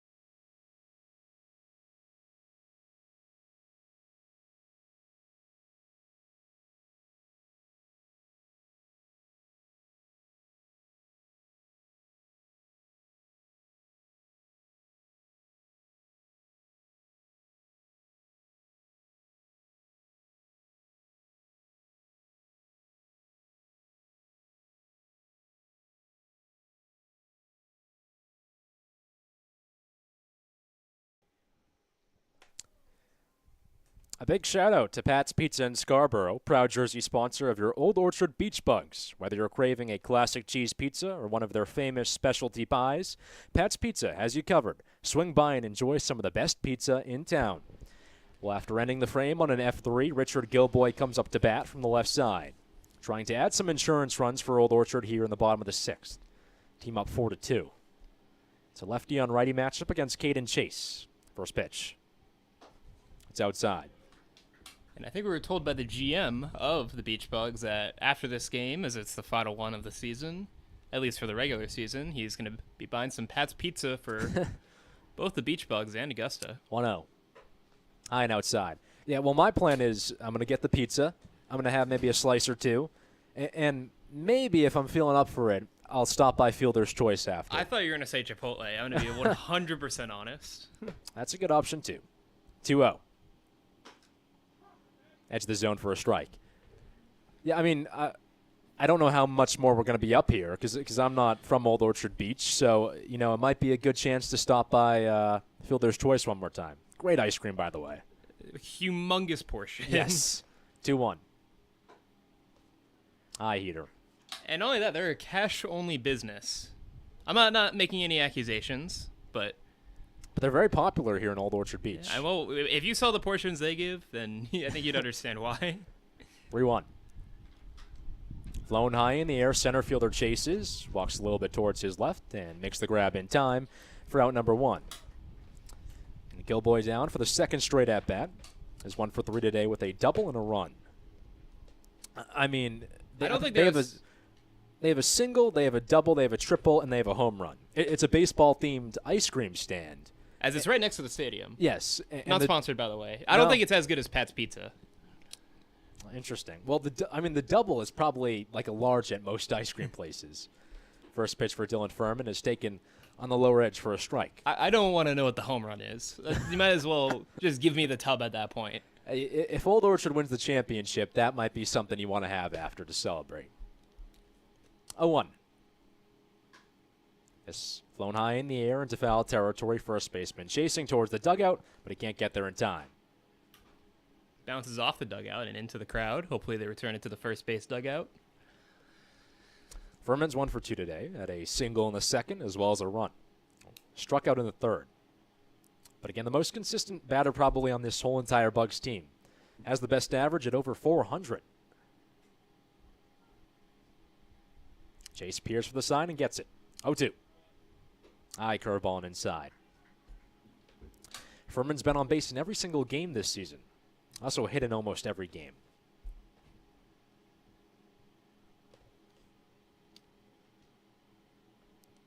1-2. Fishes for an outside fastball, but hits that high in the air right towards center field. Center fielder Bradford is there backing up, and he makes the grab in time for out number 2.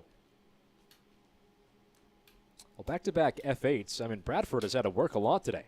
4 F8s in this game. Furman retired after Gilboy, and it brings up Quinn Dillon from the right side. Dillon's 1 for 2 today with a single in the second run and a fly out to right.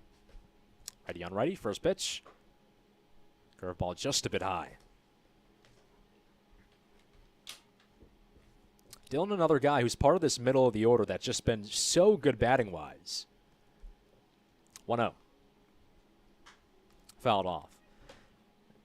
I mean, when you look at the averages on this team, just statistically, the middle of the order bats a lot higher than the front of the order. A lot higher, of course, than the back of the order. But the top 3 guys actually batting-wise in this lineup are 4, 5, 6.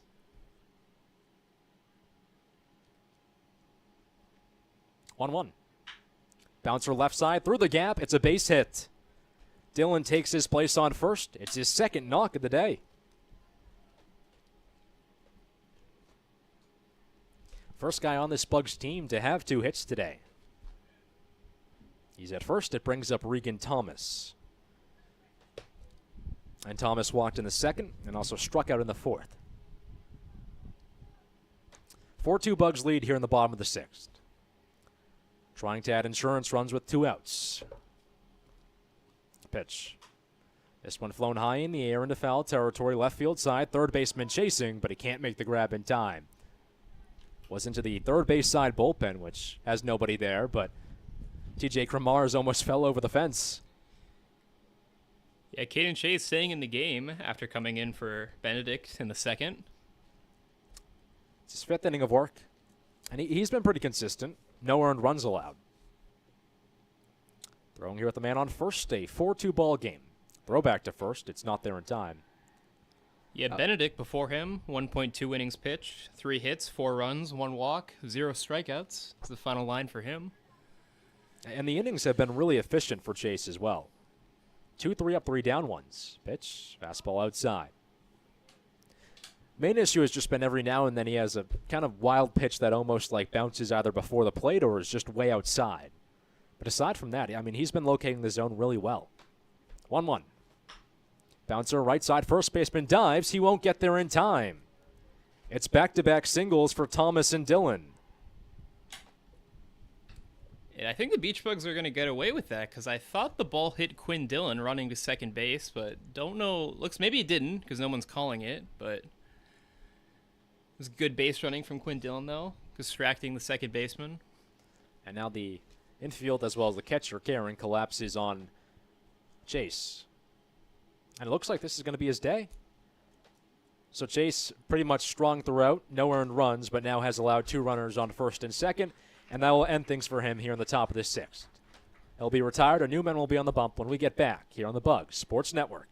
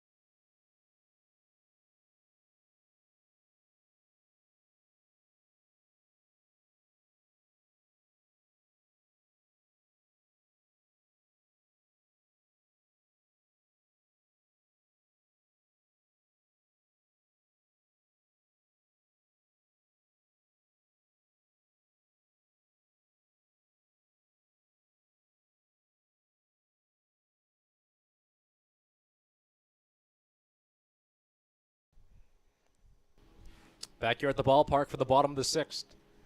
Bugs leading 4-2, but with runners at first and second and 2 outs. Alongside Jack Mulligan, I'm Ryan Randoni. Zach Jalbert on the mound in first pitch is heater on the edge of the zone. Yeah, the designated hitter now coming into pitch. Picking up things for Caden Chase, who good performance overall. 4 innings pitched, 3 hits, 3 strikeouts, no walks. 0-1. Fastball way outside. Well, Jalbert has actually not pitched this season. There's been 20 guys who have pitched for Augusta this year. Not one of them is Jalbert. Interesting situation. Season on the line. Yeah. 1-1. This one golfed high in the air, center field. Center fielder is there, and he makes the grab in time for out number 3.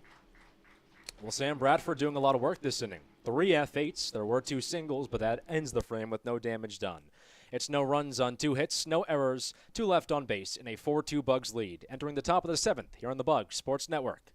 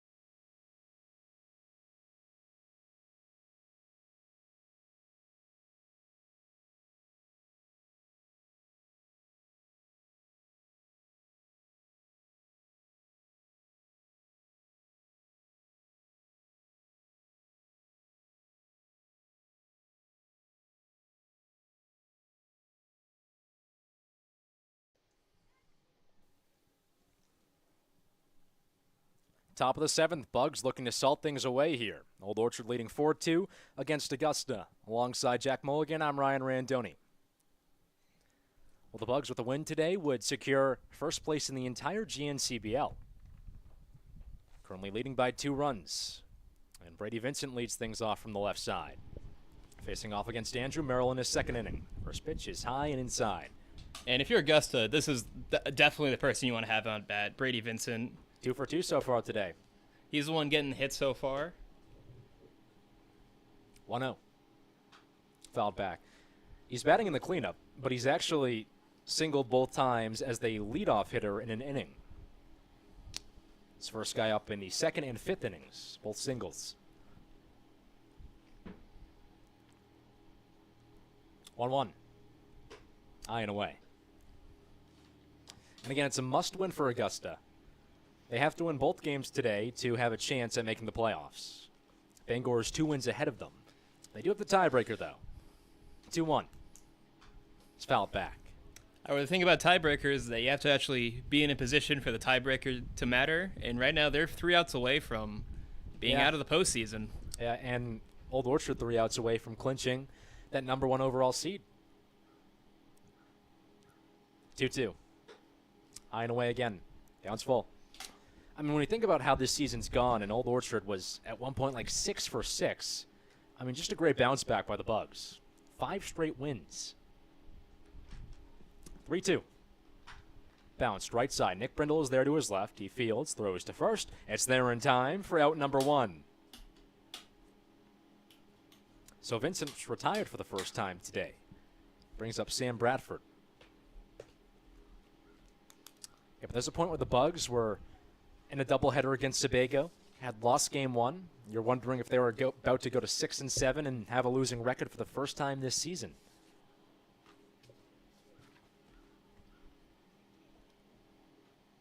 First pitch for Bradford.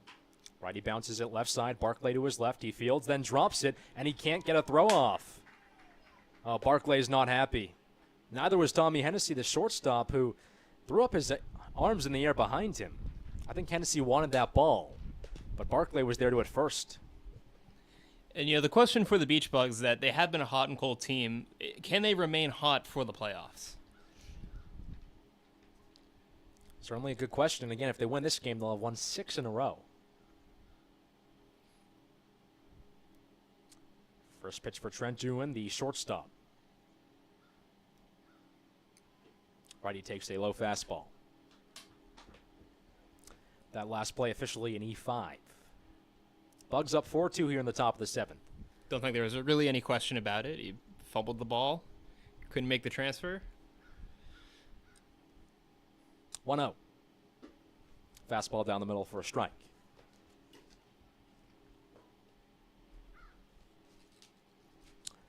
Game 2 set to commence about 30 minutes after Game 1.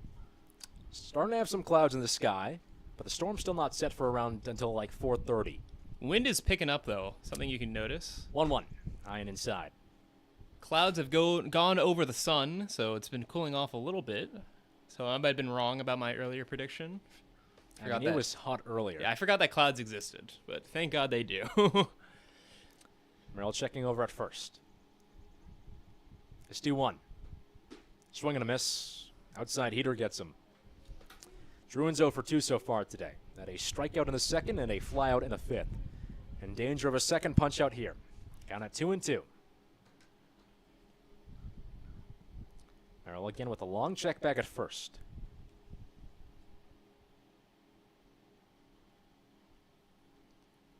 Two-two pitch. Bouncer left side. Hennessy is there. He tosses to second in time. Turn to first is there as well. The Bugs end the game on a perfectly executed double play by Tommy Hennessy.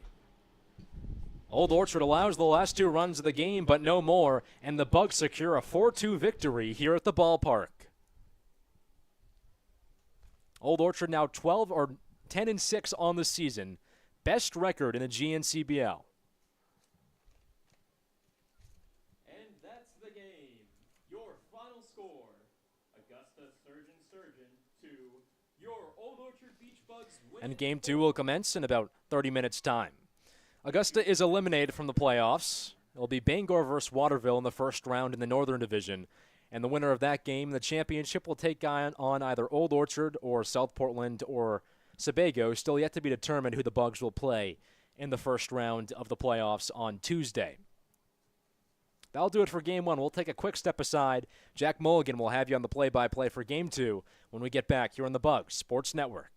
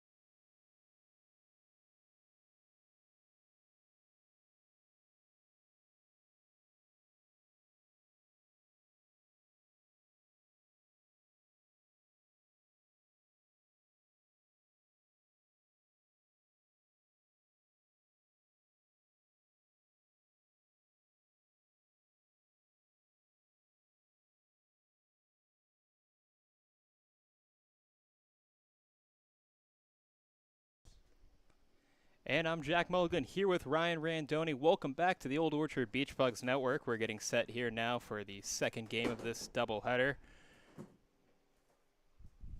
As we get set, we got lineups a little bit late, so I apologize in advance if not sure exactly where everyone is. Starting things off with Augusta. First pitch swung on and missed. Isaac Jensen, the pitcher for the Beach Bugs. We have a designated hitter up first for Augusta. Second pitch. Low, so 1 strike and 1 ball. Doing things a little bit on the fly. I got the lineups about, say, like 5 minutes before the game started, so try to get things set. That pitch will be a strike from Jensen.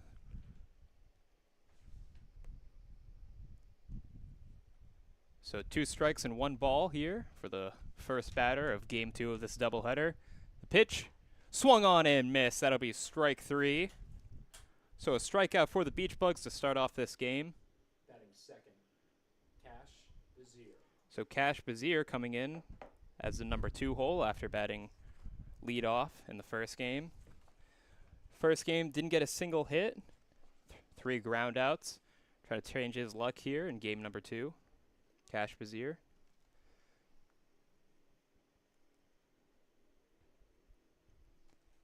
First pitch swung on and miss. Cash Bazier, a sophomore from the University of Maine, Augusta. So going to college in Augusta, playing for the Augusta Sturgeon, who've just been eliminated from the playoffs after losing game 1. That pitch will be on the outside, 1-1 count. But I mean, a lot's still on the line, right, Jack? It's the last game of the season for a lot of these guys, you know, so last chance to kind of get a rep in. Pitch on the outside, 2-1 count. That is true. You know, they're about pride. You know, you want to end the season on a high note and try to get this final win. So we have a 2-1 count. Way outside, way past the catcher, going to go towards the backstop, 3-1. So, as mentioned before, I do have the Beach Bugs lineup, still waiting for Augusta's. Once I have that information, I'll be sure to share it with you folks listening at home. And that pitch will be on the outside, so it'll be 4 balls and a walk for Cash Bazier. And it'll bring up Brady Vincent, getting the lineup now as we speak. So Brady Vincent Batting third, the extra hitter, Brady Vincent. going from the first baseman to the extra hitter and moving up from the 4 slot to the 1 slot. Makes sense, as Brady Vincent was one of the key pieces to Augusta's game. It ended up losing that game, as you guys saw, but was 2 for 3 and starts this game off, hit it deep, but will be caught by the right fielder. And that'll be 2 outs. Runner on first. So we'll put out to right field. Batting fourth, the catcher, Anthony Cooley. So Anthony Cooley moving up now to the 4th spot, played in game 1 as well. Fresh count here for Isaac Jensen, the pitcher for the Beach Bugs from the University of Southern Maine. First pitch will be on the outside for a ball. So kind of reverse to what happened earlier, Ryan. I mean, game 1, we got that lineup about 30 minutes before the game. This one right before, last second. That pitch will be on the outside, 2-0 count. Sometimes you're lucky, sometimes you aren't. You know, that's just how it goes. Unfortunate dealt here in game number 2.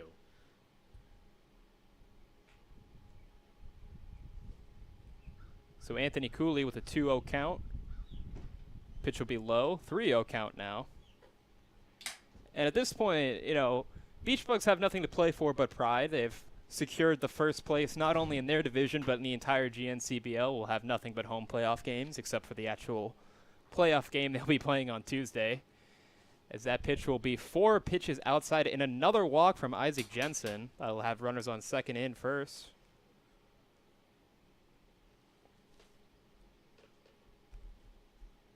So Cooley will make his way to first.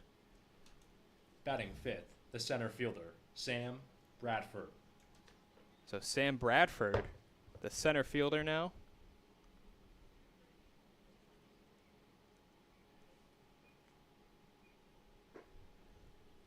First pitch will be on the outside, so that is the fifth straight ball thrown by Isaac Jensen, struggling to get some location here at the start of the game.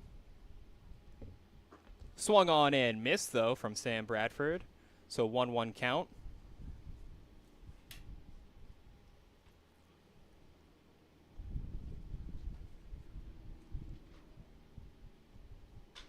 And that pitch will be hit foul, so a 1-2 count. And just to show you how kind of fast we've got this lineup, both Vincent and Cooley are listed as number 20 on the lineup card, obviously not wearing the same number. But runners on first and second here at the top of the first. Game 2 of this doubleheader, starting at 1. A little bit past 1. That ball will be hit deep, but will quickly land foul. And we'll have to go again. So it's still a 1-2 count for Bradford. Bradford played in Game 1 of this doubleheader. 0 for 2. Had a ground out and a double play in the second. Fielder's choice in the fifth. Ended up scoring off that fielder's choice, but it doesn't count as a hit. And then had an E5 in the seventh. Ironically enough, one of the last hitters for Augusta before the end of this game. 1-2 count. Pitch will be on the outside. 2-2. Isaac Jensen had 9 appearances this previous college season. Threw a 3.43 ERA. 34.2 innings pitched. 2-2.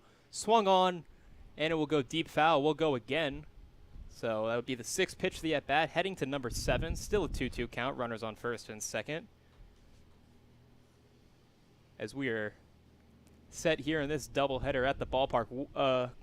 Clouds have gone over the sun, so it's cooled down significantly, and the wind is picking up. All probably factors from the thunderstorm coming in later today. That pitch will be high, so it'll be hitting high. The shortstop, Tommy Hennessy, who almost always plays shortstop, will make the catch, and that'll end the inning. So runners on first and second, but not enough done. Sam Bradford will leave them stranded. As we'll head to the bottom of the first inning here on the Old Orchard Beach Bugs Network. It'll be Tommy Hennessy, Aiden Barclay, and Nick Frink. Stay tuned.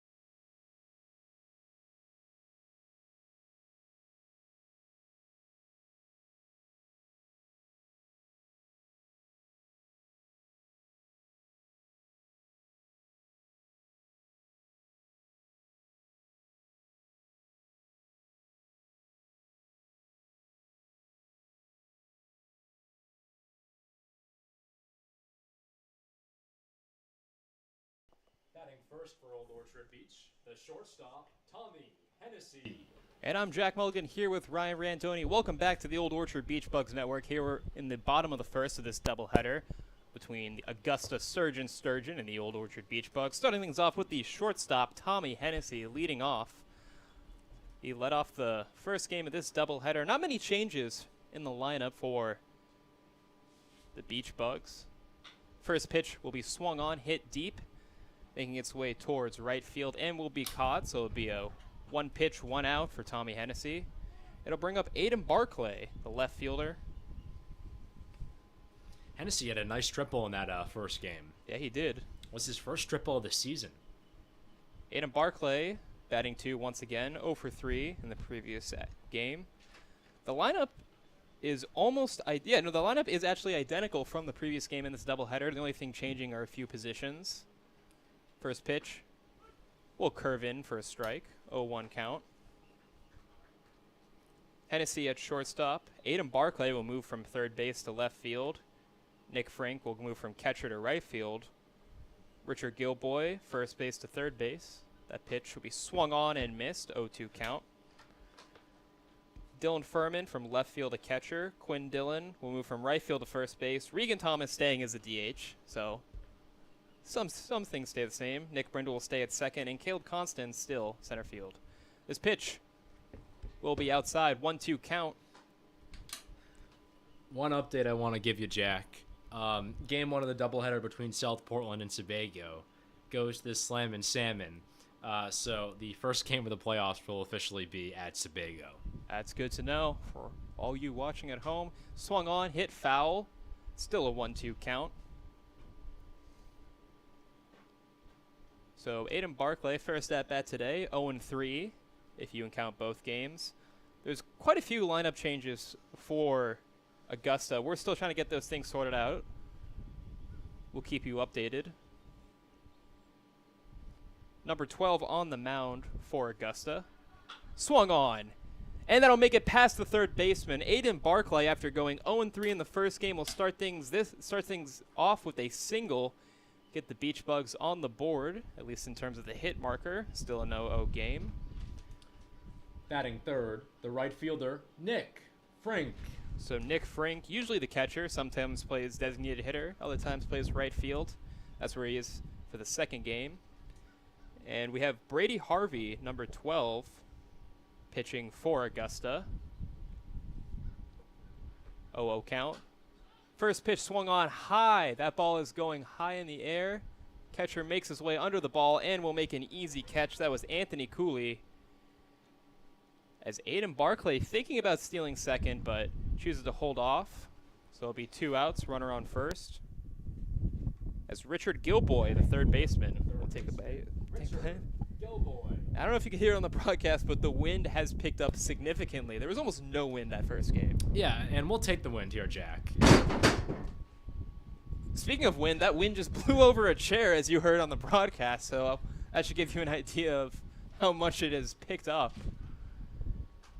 That's what first pitch will be hit back foul. It's dangerous here in the press box. It is. I assumed I had dropped over like some equipment or something like that. I thought I was going to be in debt a few $1,000 after today. Yeah, ironically enough, the PA system has been overheating for game 1. Now game 2, it's hopefully cooled down with this wind.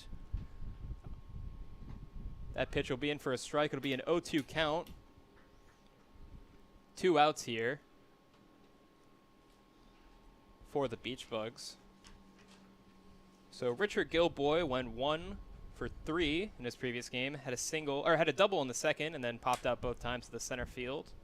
0-2 count, swung on, but will go foul, and will go again, sticking with an 0-2 count. So things kind of going a little cuckoo for game 2. Things went a little bad for game 1 as well up in the press box. It's been quite a day here at the ballpark. Yeah, and again, oftentimes when, things are maybe a bit lower stakes, things can start to get a little bit cuckooer. Still an 0-2 count. Brady Harvey will look back. Throws the pitch, and that'll be on the outside, so 1-2 count. Again, it's really just a game in which, Augusta's playing for maybe just some extra reps and pride, just to have a fun last game out. A lot of these players are also looking to get good playing time in the college season. That pitch will be swung on and hit over the first baseman. Barclay will run to third as Gilboy will take first. Throw in all the way to the catcher. Oh, and that was a mistake. That mistake will let Gilboy run to second. Will be counted as a single. But because of the throw, Gilboy will reach second. Barclay at third. So runners in scoring position with 2 outs. It's Dylan Furman, the catcher, up to bat. Batting fifth, the catcher, Dylan Furman. So Dylan Furman, usually seen as the other catcher to Nick Frank, went 2 for 3 in the previous game with 2 singles and a fly out to right field.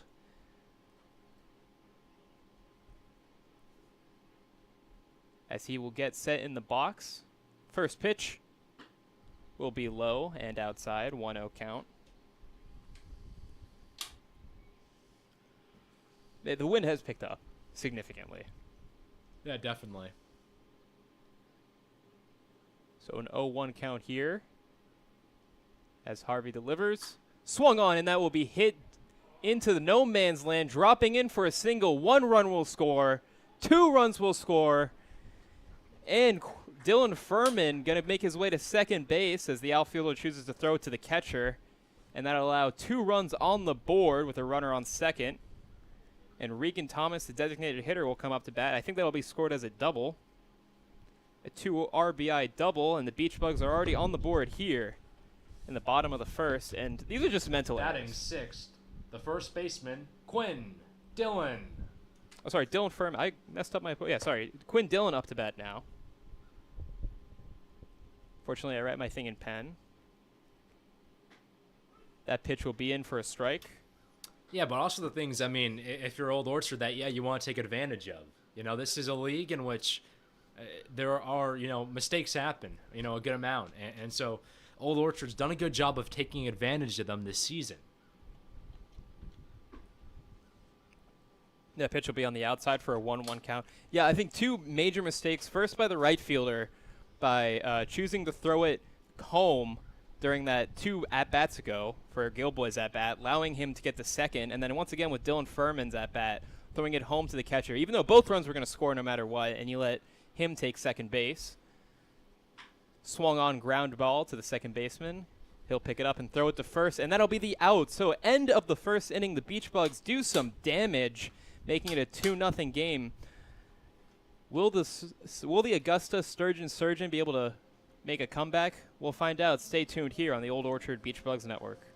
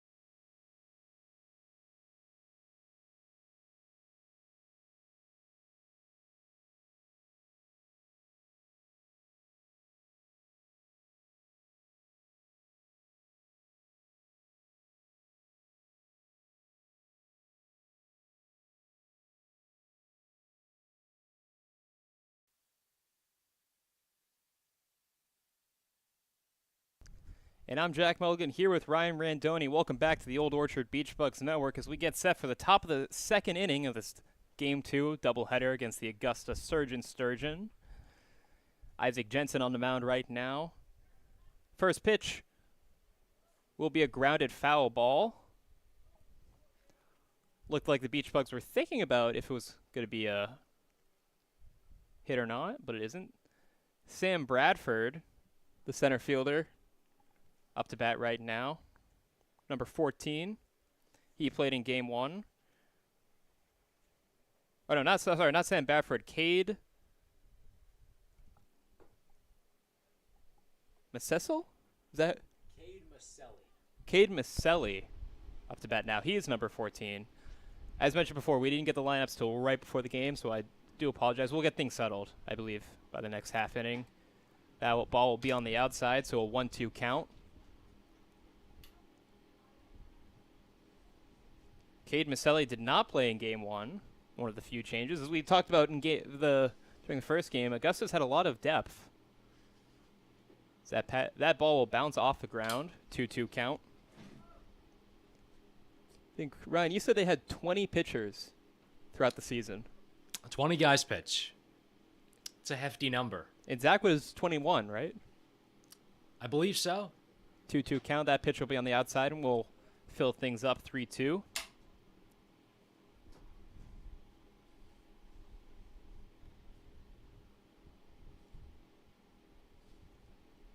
So full count as Vincent Jensen takes the mound. Fires. Swung on and missed. That'll be a strikeout to Cade oh my God, excuse me.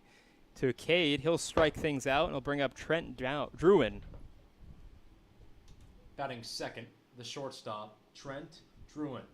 So Trent Druin staying in the shortstop position but going from the 6 hitter to the 7. 0 for 2 with the strikeout and a fly out to left field during the first game today. First pitch, way outside, 0-1 count, or 1-0 count, I should say. So Augusta here, like I said, they're playing for glory. I mean, yeah, that's it, and maybe stats. That ball will be grounded and thrown over for the out. So 2 outs here for the Beach Bugs, from Gilboy, the third baseman, to Quinn Dillon, the first baseman. I'll bring up the right fielder. Batting third, the right fielder, Michael Karen. Michael Karen, number 28.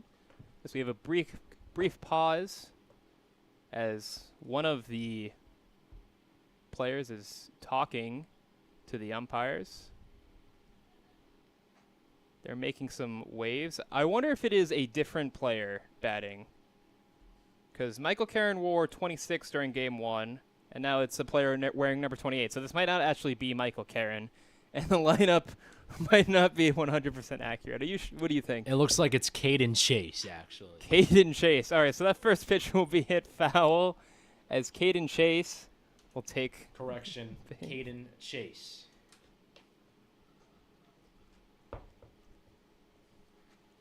Caden Chase actually pitched in the previous game. He's the one that pitched for 4 innings, gave up no earned runs, 3 strikeouts and no walks, so he's going from pitcher to batter here. That pitch will be in for a strike. A 1-2 count. So will he be playing right field is the question now. I don't know. Maybe he'll be back on the mound. This pitch to the outside, 2-2 count. So just to be clear, this is what I was talking about earlier when I was saying just a little bit messy in the lineup. Well, he was not listed on the starting lineup, which is kind of funny because, I mean, he's batting the first time over.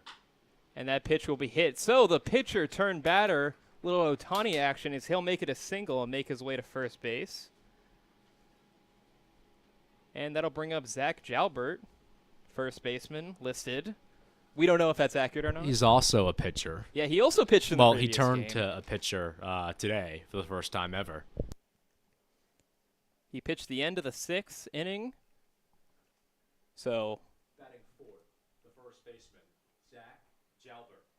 Pitched .1 innings. Oh, and now we see, okay. So now we see a substitution at first base, and that is Michael Karen. No, it's still Caden Chase. It's still Caden Chase. Oh, it's still Caden Chase. He was just getting the I think a switch of a glove. I thought, no, it looks like he was wearing number 28. Is that swung on? Will be high and foul, sorry. 0-1 count. Because Caden Chase wears number 26. I think it's... I swear I saw number 28. I think it's Michael Karen now in at first base, pinch running. I think it's still 28, Jack. No, but I'm saying Caden Chase is number 26. That's the player No. batted. Caden Chase is number 28. He changed numbers between games is what you're saying. No, he's always been number 28. Well, that ball, anyway, will be hit grounded. So Nick Brindle makes the throw, and that'll end the inning. So a lot of confusion here because he was number 26 in the previous game. Maybe he changed numbers to his core number. Either way, we're out of the inning. We're heading to the bottom of the second. It'll be Regan Thomas, Nick Brindle, and Caleb Constance. Still an 0-2 game on the Old Orchard Beach Bugs Network. Stay tuned.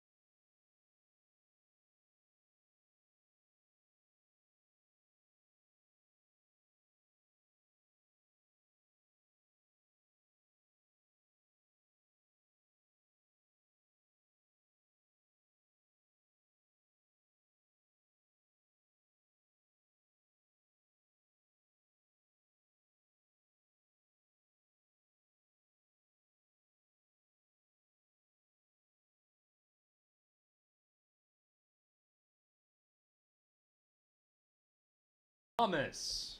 And I'm Jack Belgin here with Ryan Randoni. Welcome back to the Old Orchard Beach Bugs Network as we get set for the bottom of the second in this 0-2 game. Regan Thomas, the designated hitter, will be the first one to bat. So a little bit of wacky so far, things all over the place. That first pitch will be outside for a ball. Regan Thomas went 1 for 2 in the previous game with a walk, single, and strikeout, not in that order. Second pitch will be in for a strike, 1-1 count. Looked like that was a little bit on the outside. I don't think Regan was particularly happy with that pitch. Well, we saw a lot of anger with the first base umpire, or the first home plate umpire today. Yeah, he's now moved to first base. That pitch will be on the outside, 2-1 count.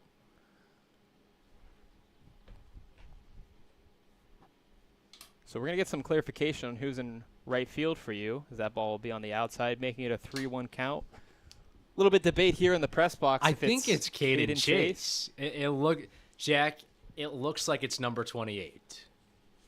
But in the previous game, Caden Chase wore number 26. I know that for a fact because that's what's listed in the lineup card.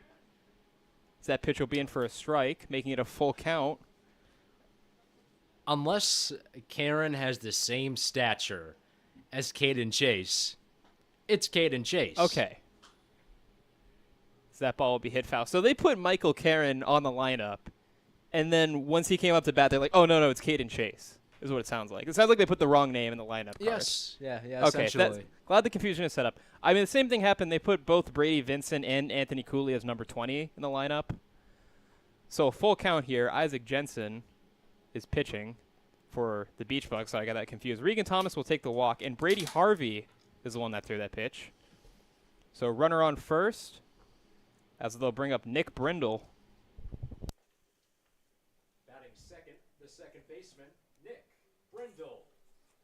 So I'm glad we can clear up the confusion here in the press box. So Caden Chase in right field, after pitching in the previous game. First pitch will be in the inside for a ball. And we also have Zach Jalbert at first base, who also pitched in the previous game. Correct. Which is the amount of players they have in their dugout in the lineup card. It's kind of surprising to see that the position players are the ones doing double the work, as that pitch will be in for a strike. 1-1 count to Nick Brindle. I think part of it too, Jack, is just because it's a 3-hour drive from Augusta, is that they probably didn't bring everybody. That is true, but I do see a few people in the dugout. So that pitch will be high.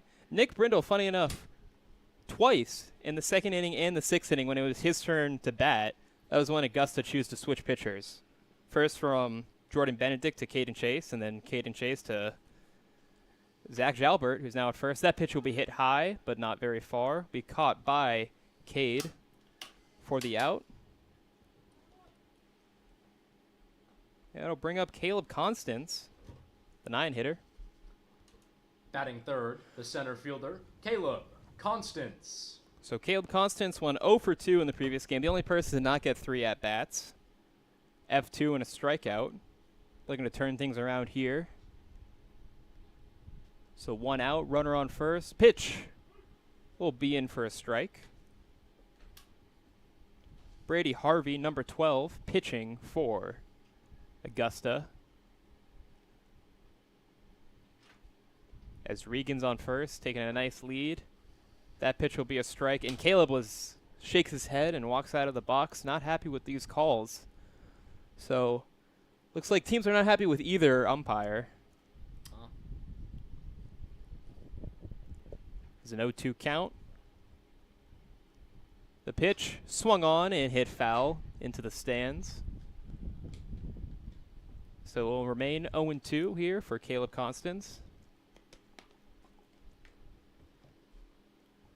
Yeah, so the umpires switched during a doubleheader. The one that was calling the pitches will switch to the infield. The one in the infield will call the pitches for game 2. Pretty standard. 0-2 count.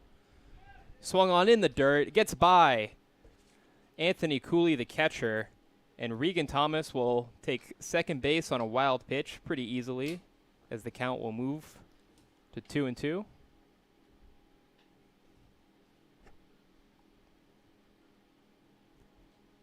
So 2-2 count here.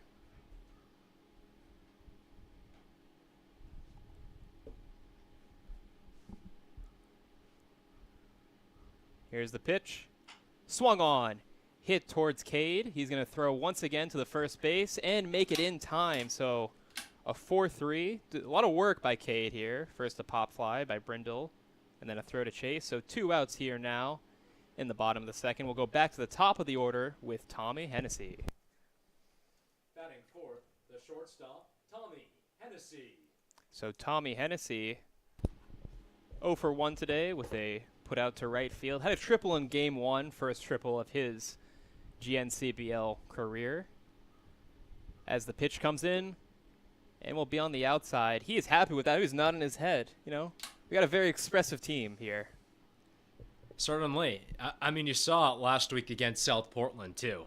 Just the energy this team had in the dugout. as this pitch will be once again on the outside, making it a 2-0 count. Yeah, one thing I've noticed is that the Puffins and Sebago, they love to chirp in the dugout. Augusta, not so much. 2-0 count here for Tommy Hennessy. Swung on and miss. Big a 2-1 count. Must be something in the water in southern Maine. Yeah, I think that's kind of what let the Beach Bugs come back during that second game of the doubleheader. You know, they were chirping the team so much that it kind of lit a fire under the Beach Bugs. 2-1 count. So that pitch will be in for a strike. Tommy Hennessy not happy with it. Very expressive. Yeah, I mean, he's a younger guy, you know, playing his first season in college baseball or getting ready for it, you know, so maybe just, you know, some nerves or stuff like that leading to that type of stuff. 2-2 count. Swung on and missed, and that'll be strike 3 to end the inning. So Tommy Hennessy will leave Regan Thomas stranded as it'll stay a 2-0 game as we'll get set for the top of the third. It'll be Davis Kibler, Logan, and then Cash for Augusta. Stay tuned here on the Old Orchard Beach Bugs Network.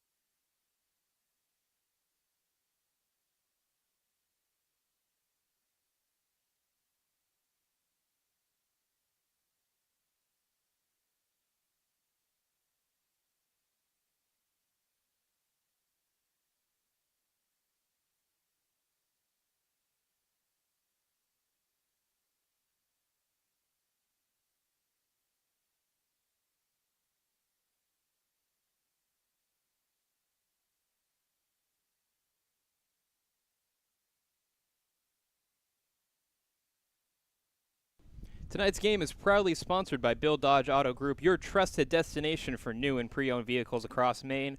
Drive the difference with Bill Dodge. Bill Dodge, proud sponsor of your Old Orchard Beach Bugs.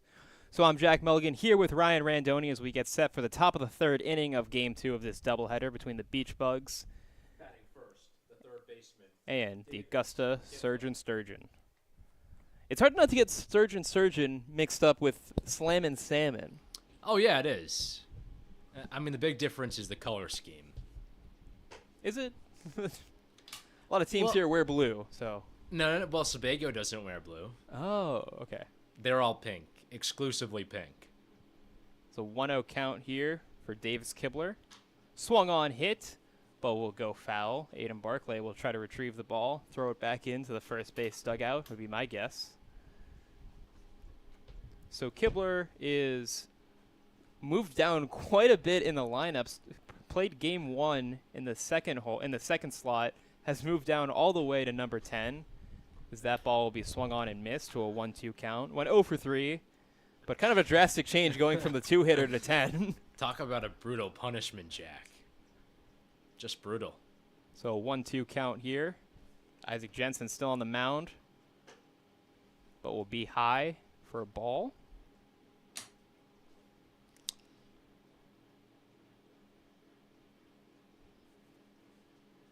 Oh, no, I think we have a pitching change, actually, already from the Beach Bugs. So that ball will go foul, as I think it is actually Ian Libby now pitching. So that change, so excuse me, I apologize. So Isaac Jensen will only get 1 or 2 innings pitched before making the change. I honestly wouldn't be surprised if they're trying to just like switch guys out quickly. That way, nobody gets too tired. Right, and it's not that this game's pointless. Every game has meaning, but they're not really playing for anything, and give Yeah. everyone some playing time. I wouldn't be surprised, Jack, if they got an early lead, that they would start putting position players in on the mound. So that'll be once again another foul. How many pitches are we at this at bat? Because it's been counting up. Yeah, it's been a lot.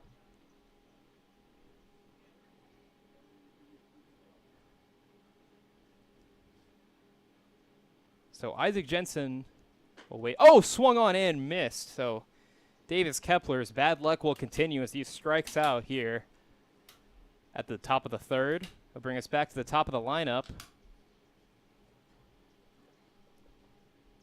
with Logan. Batting second, the DH, Logan DeRochers. So DeRochers is up now. He gets set as Ian Libby takes the mound, throws the pitch, swung on and missed, strike one. So as I was saying, before the strikeout, Ian Libby will end the game with 2 innings pitched, 1 hit, 0 runs, 0 earned runs, 2 walks, and 2 strikeouts. That second pitch of that bat will come in for a strike. So a lot of little changes by the Beach Bugs in this game too. And that'll be another strikeout from Ian Libby. So 2 strikeouts here in the inning will bring us to Cash Bazier. Batting third, the left fielder, Cash Bazier. Ian Libby was varsity golf player in high school. He's a big golf fan, he says. Wonder if he'll be watching missing the Open though today. What time does that end at? That first pitch will be on the outside for a ball. It's got to have already ended, right? No, not now. Maybe like it's an 7 hour. o'clock over there. Yeah, but things stay sunny for quite a while. That pitch will curve in for a strike. To be honest, Jack, I actually haven't checked who's leading this tournament. Do we know who's in first right now? I could let you know in a second. Scotty Scheffler was leading heading into round 4. Hey, there you go, Scotty. That'll be strike number 2.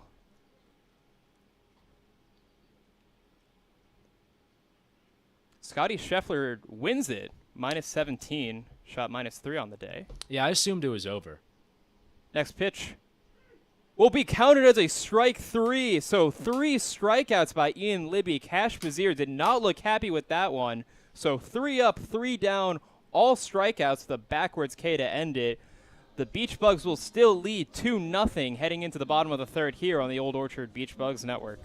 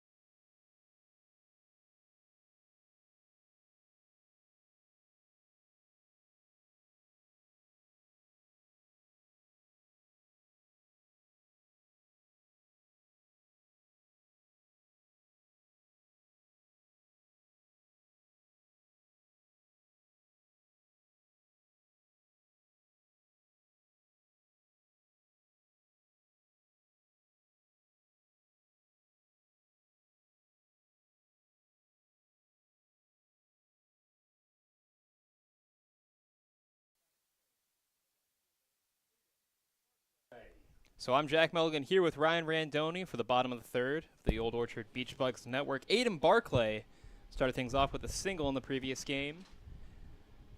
Previous at-bat in the first inning. He'll get set. First pitch swung on and missed. Will be a strike.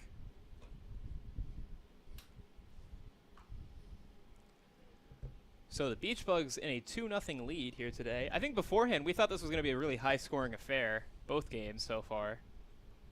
That pitch will be a ball, 1-1 count. Well, factually, I mean, it was the two best offenses in the league, Jack. In Old Orchard, they had the most runs scored, and then second was Augusta. And it looks like we have a new pitcher here for Augusta, number 1. As Barclay will hit that sky high, but not very far. It is moving back in with the wind, but Trent Druin will make the catch. Pop fly 6. Look, they went all the way to the grass, and then they had to quickly run to the infield dirt. It's the power of wind, Jack. Yeah, there was no wind in Game 1. It is picked up in Game 2. As Nick Frank, the catcher now. Batting second, the right fielder. Will bat. Frank.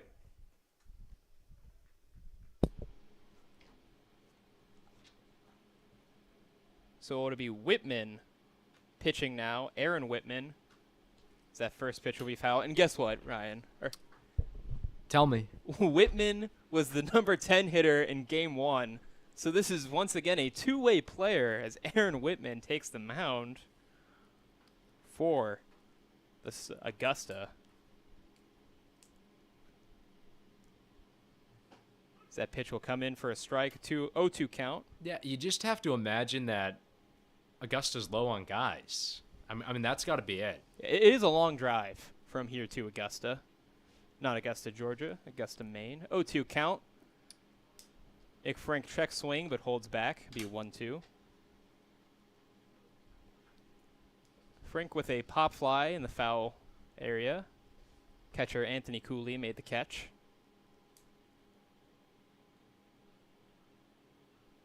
So swung on, hit to Cade, but he'll make the grab and throw it. Oh, and he almost throws it off the plate.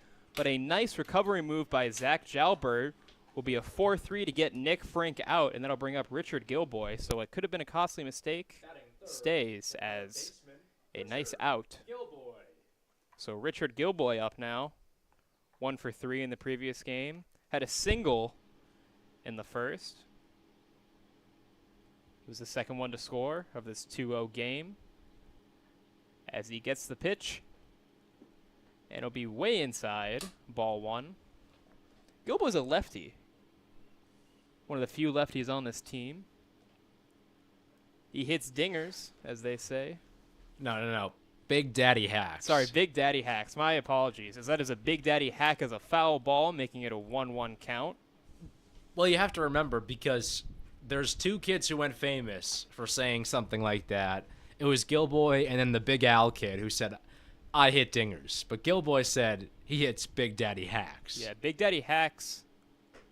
That pitch will be in for a strike. Gilboy used to be in the Little League World Series. He represented New England. Unfortunately, did not make it far in that Little League World Series, but was able to make the trip down to Pennsylvania, at least. Ironically enough, the other kid, what was his name again? It was Big Al, something like that.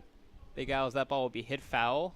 Gilboy will stay alive. Big Al, I remember, didn't hit a single home run when he said I hit dingers that entire playoff. He was in it for a while as well. Yeah, his team went far, right? Yeah, they did go far. A 1-2 count to Gilboy as Aaron Whitman takes the mound. Check swing, and they're going to say he swung, but a dropped ball, and he is chasing down. So Richard Gilboy with a strike 3 drop ball will make his way to first base. So a costly mistake by Augusta will lead to a runner on first, what could have been the end of the inning. It'll bring up Dylan Furman, the catcher. Batting fourth, the catcher, Dylan Furman. So Dylan Furman, typically, he kind of splits duties with Nick Frank on catcher. At the start of the season, Nick Frank was the starting catcher. Then we saw the doubleheader against Puffins. Furman played both games. That's 14 innings of catching. That's not for the faint of heart, as his first pitch will be hit foul, 0-1 count. Yeah, a lot of work for him. I was kind of surprised that happened. I was as well. I was convinced that Nick Frank was going to be catching for game 2. That pitch will be low, 1-1 count. Train is honking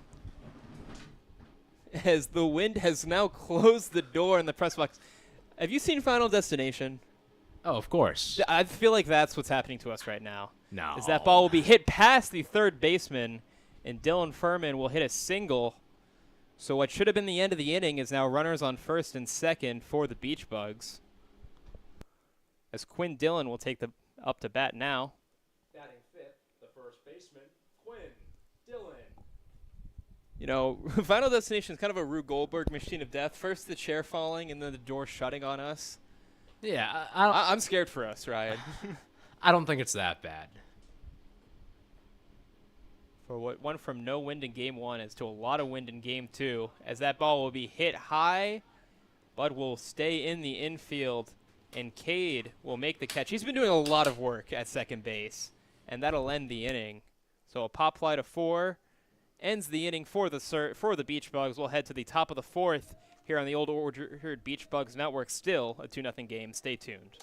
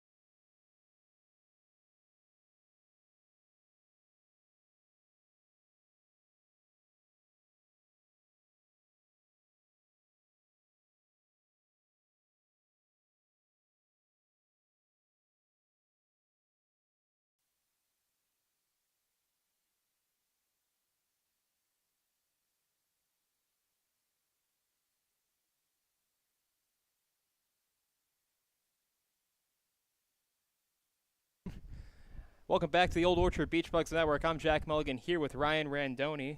Beach Bugs putting in a new pitcher once again. Matt Connor coming in for the 4th inning. First pitch will be low, way past the hitter.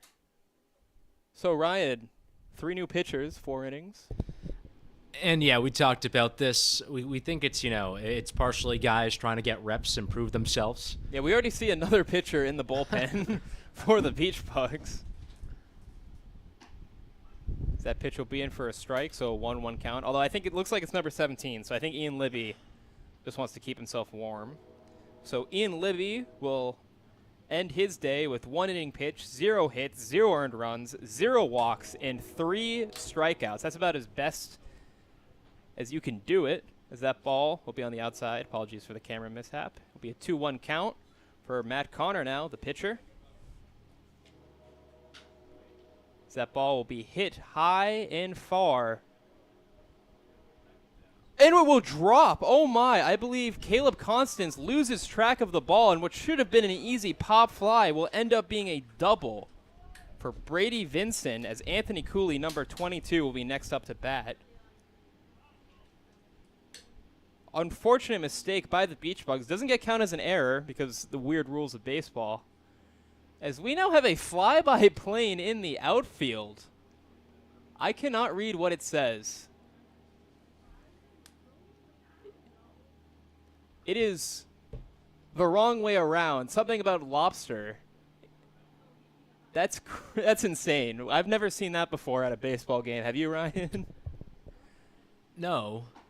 That pitch will be in for strike one. So a drive-by advertisement. Well, I think you know what it is, Jack. I think it's for the beach. Yeah, well, I guess a flyby advertisement, I should say. So an 0-1 count. That pitch will be a strike. So 2 strikes. Runner on second base, Brady Vincent. So Brady Vincent is number 20. Anthony Cooley is number 22 because we were given both of them as number 20 in the lineup card. That pitch will bounce for a ball. Be a 1-2 count. No outs here in the top of the fourth. So Anthony Cooley was 1 for 1 in the first game, walk and a double. Will hit that ball foul. Still a 1-2 count. This game he has a walk. So overall on the day, 1 for 1, 2 walks. That's kind of what you want, you know. Nice relaxing day of baseball. He's trying to get a win for Augusta, end the season on a high note. Matt Connor looks back, pitches. Is that it? Yeah, that is a hit by pitch. That had a big sound to it. So Anthony Cooley, his relaxing day is no more. He'll get on first base, but will have to take a nasty hit. Hopefully no bruises tomorrow morning, as Sam Bradford will be up to bat now. Batting third, the center fielder, Sam Bradford. So Sam Bradford up to bat. Playing center field for Augusta. Runners on first and second, no outs. If this is the inning to get some runs, this is the way you want to do it. First pitch swung on and missed. Runners on scoring position. Sam Bradford went 0 for 2 in his previous game. So far today, 0 for 1.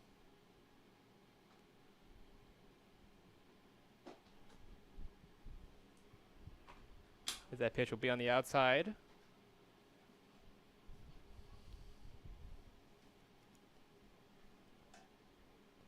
So 1-1 count to Bradford. Swung on ground ball, but will go foul, and we'll go again, 1-2 count.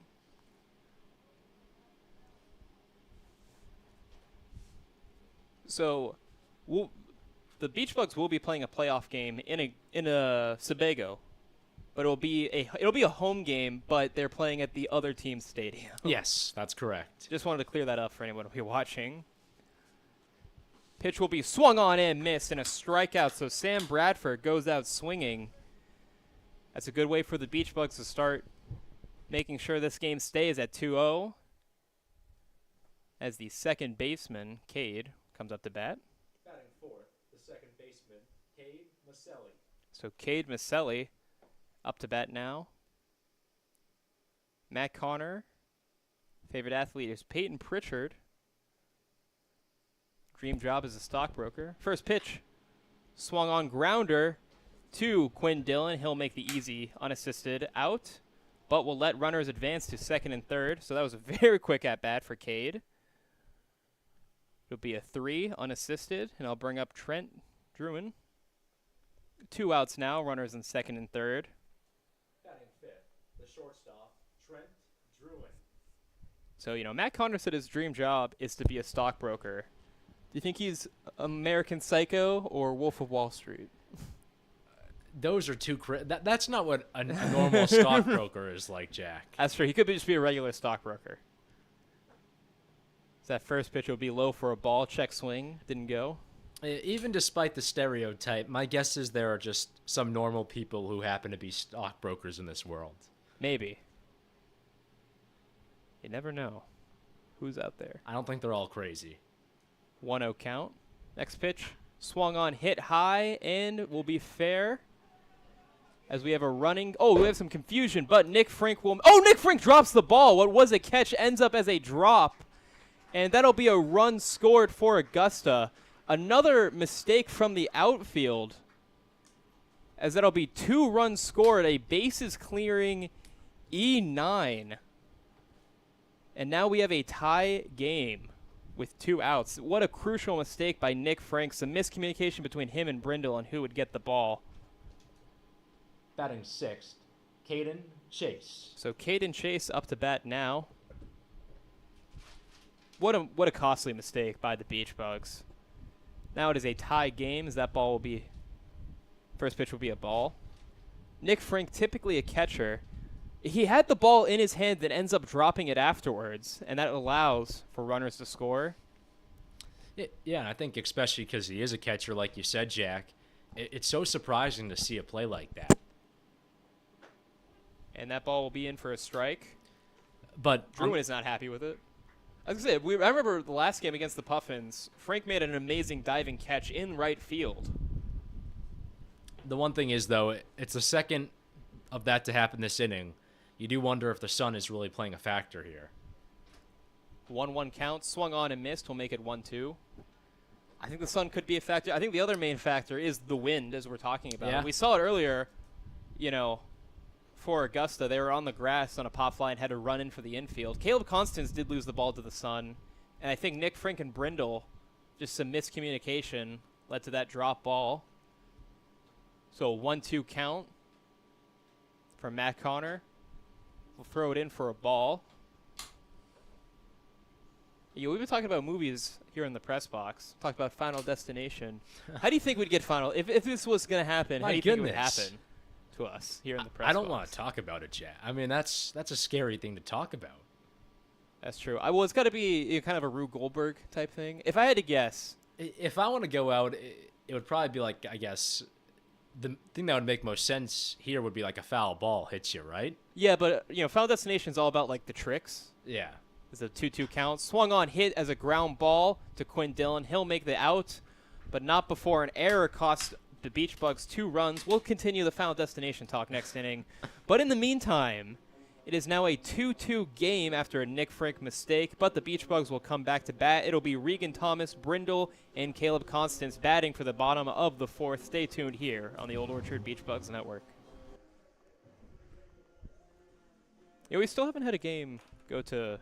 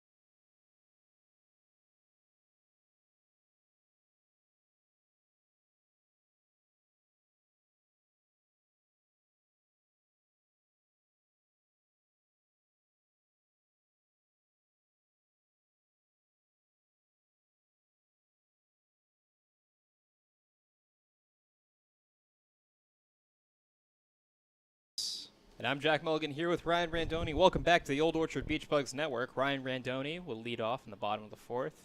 We still have Aaron Whitman on the mound. As the first pitch from Whitman will be in for a strike. So I was trying to talk about this last inning about Final Destination. Oh, my goodness. I was going to say, it wouldn't just be a foul ball. Come on. There's so many wires up here. Yeah, I feel like it'd be yes. like a foul ball that knocks over the camera, that It knocks would- over my water bottle, and then I get Yes. electrocuted. Yes, that would be it. Be something fun, not fun, but exciting if you're a horror movie goer. That ball's on the outside, 1-1 count. That pitch will be hit softly back to Whitman. He'll make the throw to the first baseman, Zach Jalbert, and get the first out of the inning. So a 1-3. The second baseman, Nick Brindle, the second baseman, up to bat now. Had a pop fly to the second base earlier in the game. I guess the other hypothetical, Jack, would be like that there's, I don't know, like just like this board in front of me like explodes or something like that. First pitch will be hit foul, 0-1. Talk about movies. Do you have a favorite baseball movie? There's a lot of them. I don't. I'm more of a football movie guy. Football movie. I'd say, I mean, for me, it's got to be Moneyball as like the best baseball movie. Yeah, it's a good movie. You have Major League with Charlie Sheen as well, but that movie's not aged as nearly as well as people like to think it has. So that pitch will be in for a strike, 0-2 count. I'm trying to think of other baseball. There's The Sandlot, classic, but Brad Pitt in Moneyball is just kind of the quintessential baseball movie. That pitch will be on the outside for Brindle. My favorite sports movie, probably Rudy. This pitch swung on and hit over the third baseman. So Cash Bazier will make the grab in the outfield to throw it back in. But Nick Brindle will get a single, putting a runner on first for the Beach Bugs, bringing up Caleb Constance. Batting third, the center fielder, Caleb Constance. Say Rudy is a pretty good movie about Notre Dame. I believe Joe Namath said, though, that a lot of Rudy is kind of fabricated. Of course it's fabricated. I'm not surprised at that in a second. Then check back at first. Brindle will be found safe. Yeah, I mean, that makes sense. It was a very dramatic story, and I don't imagine it was that, honestly, exciting. Second pitch will be on the outside, 1-1 count. But that doesn't... 1-0 count. Rudy, a movie about a walk-on making his way to play on the team for Notre Dame. This next pitch will be in for a strike, 1-1 count. And I like it, too, because, like, it's not unrealistic. Like, the guy got one play in the game, and that was it. And once again, another check back at first. Yeah, he gets a sack on the quarterback, and the whole team lifts him on his shoulders. Oh, great ending. Great ending. Now, from what Joe Namath has said, I believe Joe Namath might be getting a few quarterbacks mixed up, but I think he said that they did it as a joke, as it was kind of a prank.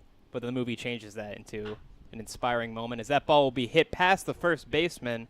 So Caleb Constance with a single of his own, and Nick Brindle will advance to second. So runners in scoring position now for the Beach Bugs, trying to take the lead after an error by Nick Frink. Made it a 2-0 game. Batting fourth, the shortstop, Tommy Hennessy. As Tommy Hennessy will be up to bat now. So Caleb Constance gets his first hit of the game. Make him 1 for 4 on the day, 1 for 2 in the game. Tommy Hennessy, 0 for 2. First pitch will be hit foul, 1-0 count. So Hennessy, after going 1 for 3 in the previous game with a triple and an RBI fielder's choice, now struggling 0-2. His third at-bat of the game. Runners on first and second. 0-1 count. Pitch will be low and will get past the catcher. And that is another pass ball. Something we've been seeing. It kind of leads to catchers not knowing where the ball is going to be. It gets past them. This Tommy Hennessy takes the mound. 1-1 count here. Aaron Whitman still on the mound.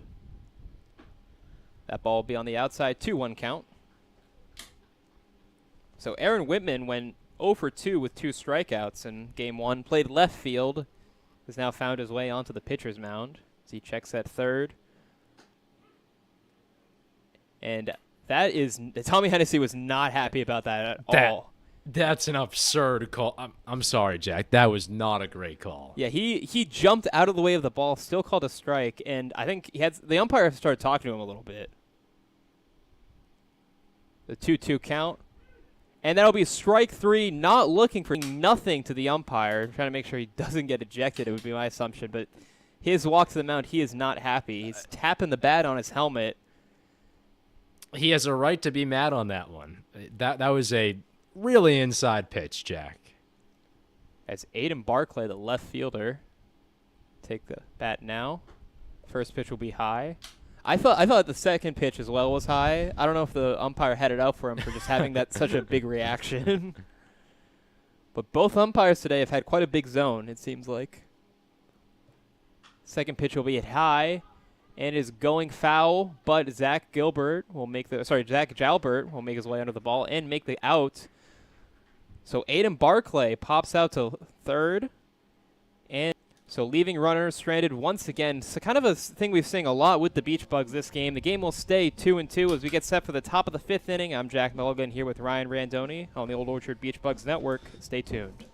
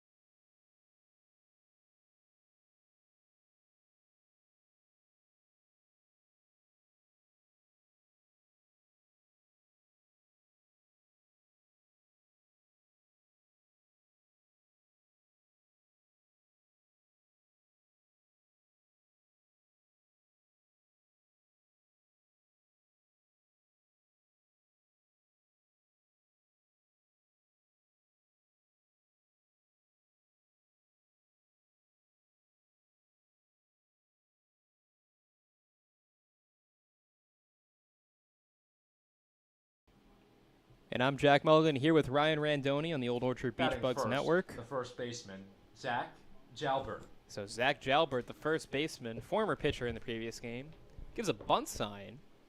We get set for the top of the 5th inning, tie game 2-2. Matt Connor staying on the mound for his 2nd inning of action. First pitch will be inside for a ball.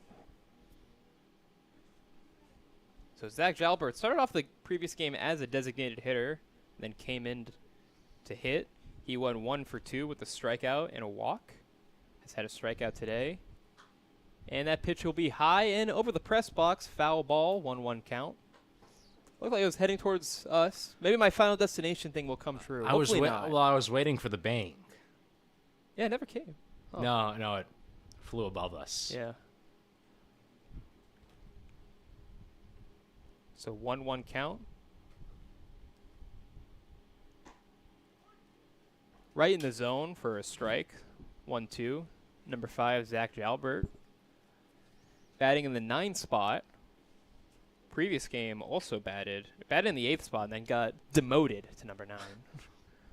1-2 count. Matt Connor gets the sign, delivers, and will be hit foul. I mean, technically speaking, isn't the 9 spot a promotion from the 8 spot? I mean, usually in baseball it is. I guess so. Well, I guess I mean, neither is the top of the order, but usually the 9 spot is better to be in than the 8 spot. Depends on what the manager's strategy is, as that ball will bounce in the dirt, 2-2 count. Matt Connor's been throwing a lot of balls in the dirt, and it's getting past Furman, the catcher. Luckily, no runners have been on base, so it hasn't really been that much of an issue so far, but could turn into one very quickly. Something you don't really want to be seeing. 2-2 count.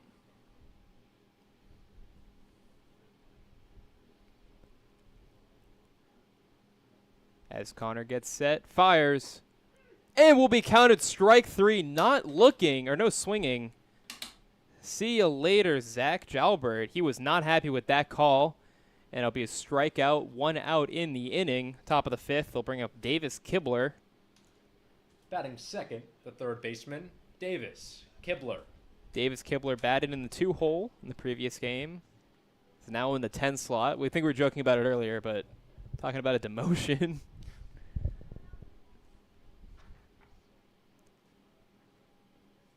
I think we might have a new hitter, actually.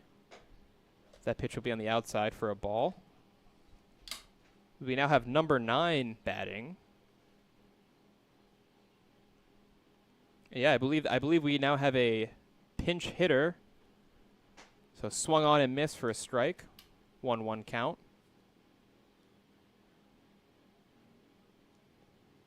We'll try to figure out who is in a moment. Looks like it's Polschi. So that pitch will be in for a strike. 1-2 count. Once we get that information. But I do believe we now have a new hitter coming in. 1-2 count, 1 out. Top of the 5th. Matt Connor on the mound. Fires.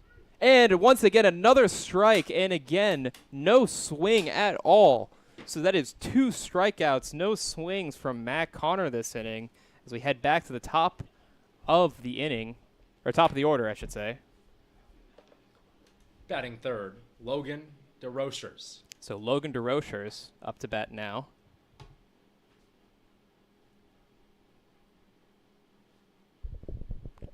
First pitch swung on and missed, strike 1. And do we have any update, Ryan, on who is replacing Kibler? It's Kyle Paleschi. Kyle Paleschi. It's a rising sophomore at Bard College. That pitch will be way on the inside. 1-1 count. Lives in Monmouth, Maine.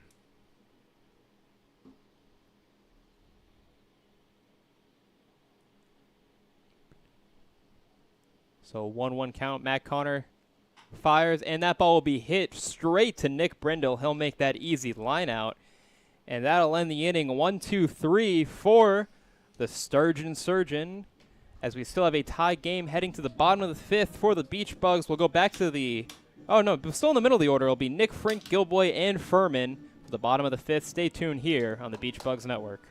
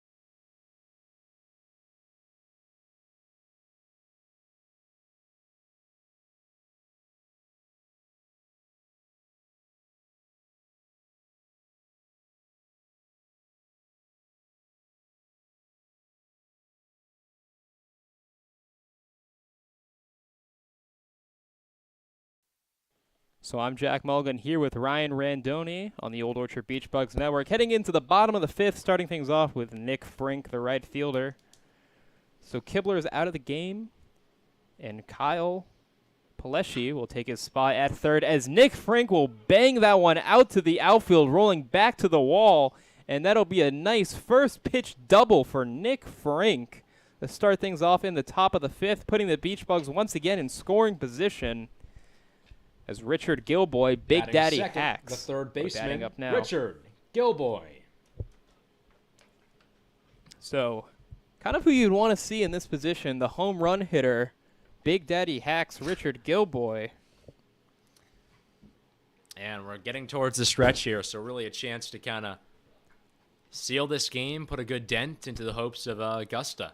Yeah, Aaron Whitman still on the mound for Augusta Surgeon. Sturgeon. First pitch be high for ball 1. The Beach Bugs have been struggling. They've left 4 runners on base so far in this game. Oh, sorry, 5 runners on base, all within scoring position.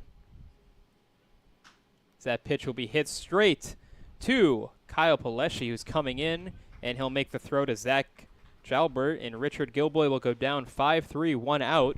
And this is kind of what we're talking about, Ryan.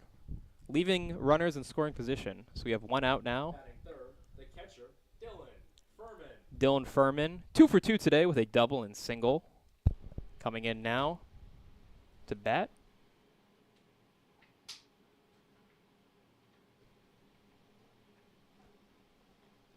First pitch will be high, ball 1.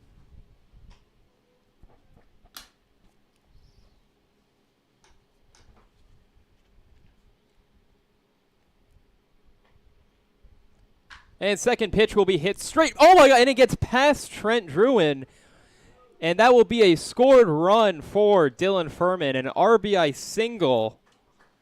And the Beach Bugs take the lead once again. It is 3-2. Bottom of the 5th inning. So a nice single, RBI single from Quinn Dillon, makes this a 3 for 3 day. We'll batting bring up fourth, Quinn Dillon. Sorry, 3 for 3 day for Dylan Furman. Brings up Quinn Dillon to the bat now. And that was what did you see there, Ryan? Because that was just should have been an easy play. Should have been an error. No, I think it was a tough play. It was ruled as a hit, and I think that was the right call. First pitch will be in for a strike. Do you have any idea who our official scorekeeper is, Ryan? I got no idea, but I think he was right on that one. And it'll be check back on Furman. So Furman, he's got 3 RBIs of this game. All 3 scores have come off of Furman. So that ball went right past Trent Druin. Next pitch will be hit foul, 0-2. Aaron Whitman came in for the 3rd inning. He's set for his 3rd inning of pitching. Nobody in the bullpen for Augusta, but they never have anyone in the bullpen. They have these people come in raw. Every pitching change so far this game has been from the dugout, not the bullpen. No one's getting warmed up. So that pitch will be hit softly, but will get past the infield, and it'll be a single. Quinn Dillon running to 3rd, trying to make it 2, and he will be safe. So now runners on the corners with only 1 out. And if you're the Beach Bugs, this is the time to put some runs on the board. Batting 5th, the DH, Regan Thomas. So Regan Thomas, the DH now, coming up to bat. And the Beach Bugs in a great position to get some runs on the board and extend their lead. I still only have 1 out in this inning, too. That's true as well. As a check back out first base, that's a dangerous game to play when you have a runner on 3rd. Because if Oh, yeah. missed throw, that's another run.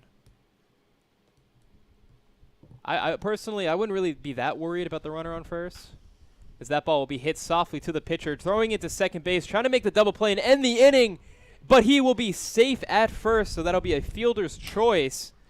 Regan Thomas will make his way to first base, but Quinn Dillon will be found out. Dylan Furman stays at 3rd, and it'll bring up Nick Brindle. Batting 6th, the 2nd baseman, Nick Brindle. So it was a nice attempt by Aaron Whitman to get the double play and end the inning, but they'll only get 1. But they kept runners where they were, still on 1st and 3rd. Nick Brindle up to bat now. He's 1 for 2 on the day. First pitch way outside over his head. A nice save by Anthony Cooley. If that ball got by him, would have been a run. And you really, if you're Brindle, you want to get this through. Big insurance run coming up here if they can get it. Regan Thomas, the DH. You think he's going to try to steal second? He might as a diversion. So that ball will be high. 2-0 count. You almost got to hope you don't get too much of a head start because then they're not going to throw it over to second. Right? It's a diversion. That's why you would be stealing. So it's got to be somewhat reasonable. So that pitch will be low, making it a 3-0 count. I think the other reason for the steal is, in the event that you get a hit from Brindle, that'll probably get 2 RBI scored. Yeah. But as well, you try to steal. If the catcher makes a bad throw, then now your runner at third is scoring. It's 3-0 count for Brindle. Aaron Whitman delivers. And will be in for the zone. Strike one. 3-1 count.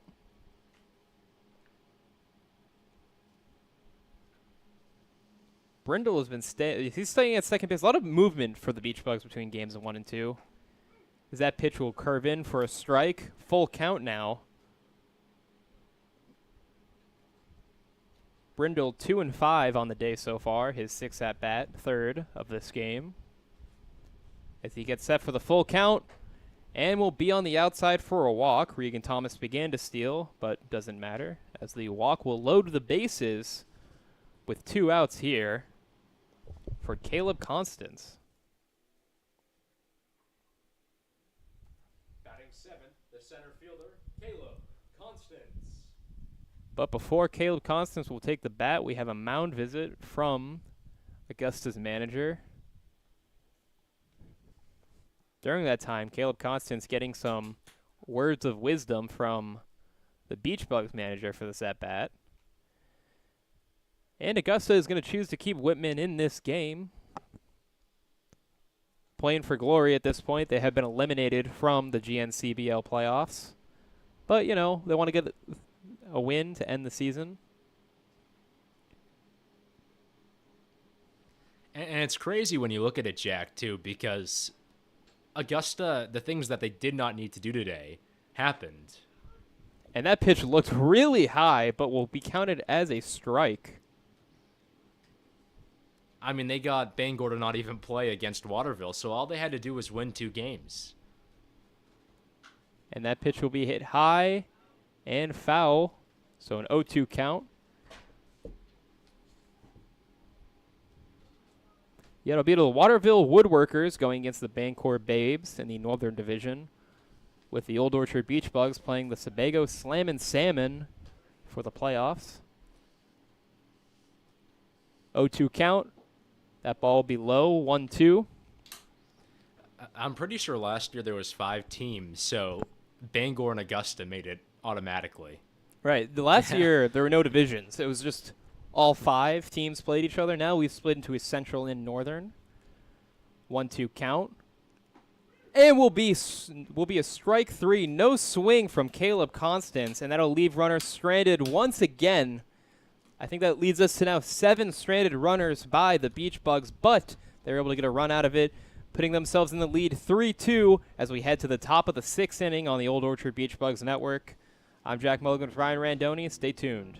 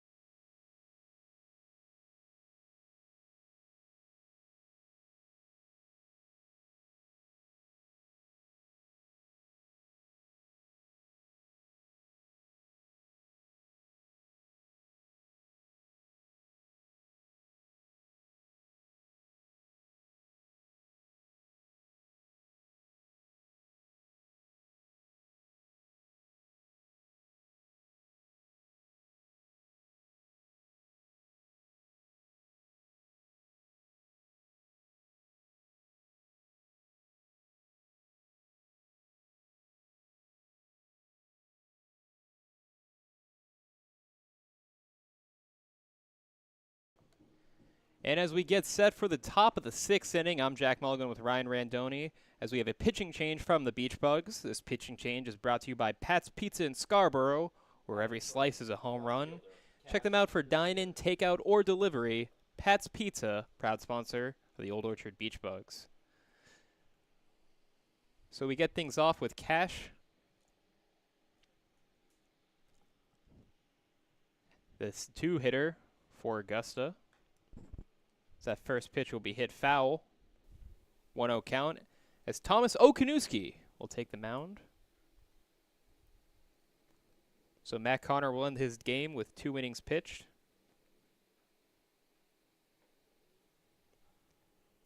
As we have an 0-2 count. And that hit will be grounded, foul.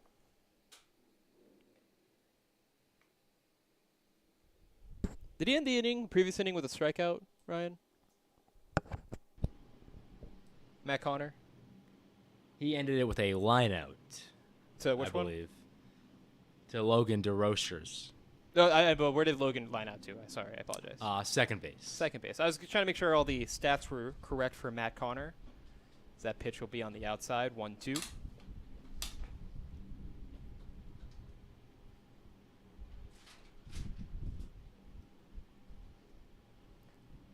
As the wind is picking up here, you think it couldn't get any more windy? It gets windier. Thomas Okanuski delivers. That ball will be in the ground. Be a 2-2 count for Cash. 0 for 1 today. Had a walk in the first inning and then a strikeout in the third. Looking to get his team back on the board and maybe in the lead. Augusta has not been in the lead at all during this entire doubleheader.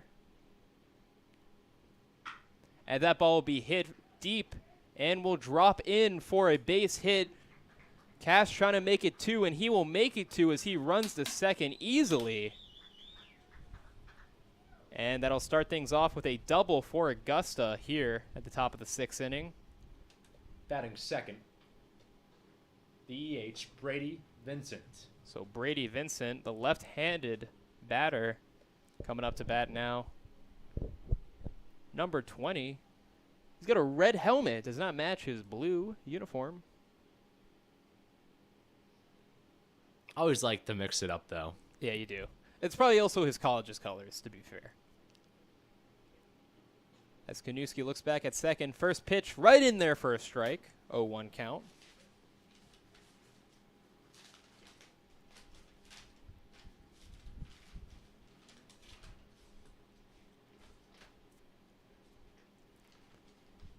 So an 0-1 count here. Kanuski delivers and will be in for another strike.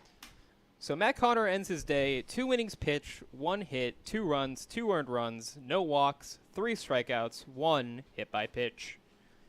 As it's now Okanuski's turn in the top of the 6th. We'll see if he just pitches the 6th as a setup or if he'll try to close things out in the 7th as well. And that'll be a swung on and missed. Oh no, it'll be tipped foul. So a nice save by Brady Vincent to stay alive. Brady Vincent went 2 for 3 in the previous game, and so far today's game, he's 1 for 2. Vincent did, in fact, or does, in fact, attend a college with red colors. Oh, okay. Central Maine Central Maine. Community College. And Kanuski delivers. That'll be on the outside. 1-2 count. So Kanuski started things off with a nice 2 strikes, but he's given up a ball now. See if he can finish off Brady Vincent here. And that pitch will be hit deep and will make it over the head of Nick Brindle, and that will leave to Cash making his way to third. He looked like he was going to turn home, but his manager tells him to stay at third, and now we have runners on the corners. No outs, top of the 6th. So this could, if there was a time for Augusta they're running out, it's only a 7-inning game, as it's a doubleheader.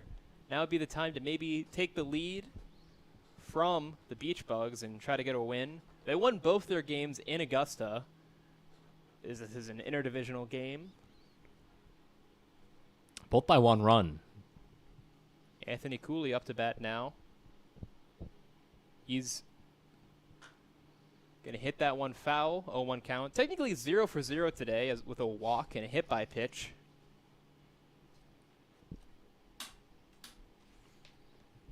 And then in game 1, he's 1 for 1 on the day, technically, with a double in game 1.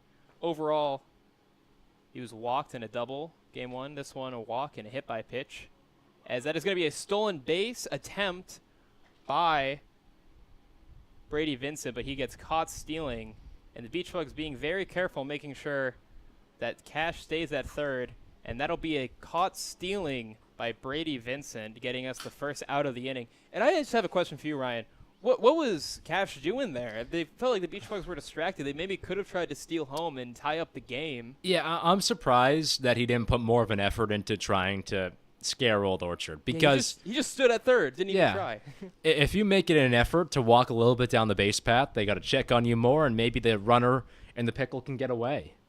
Or you could get home. So runner still on third for the Beach Bugs. That will be hit deep and is going far, but not far enough, as Caleb Constance will make the grab, but it'll be an easy sac fly from Anthony Cooley. And that'll be an RBI, sac 8, and it'll tie the game once again. So it is 3-3 in the top of the 6th. Now, me and Ryan are currently unaware of what the extra innings rules are in the GNCBL. The center fielder, Sam Bradford. As Sam Bradford now takes up to bat. We haven't had any games be tied after regulation. We've had a couple come close. Yeah, we've had quite a few one-run games, but no ties. Yeah. Well, we'll see what ends up happening here. As Sam Bradford at home plate. First pitch swung on and missed. 0-1 count. So 2 outs here in the top of the 6th.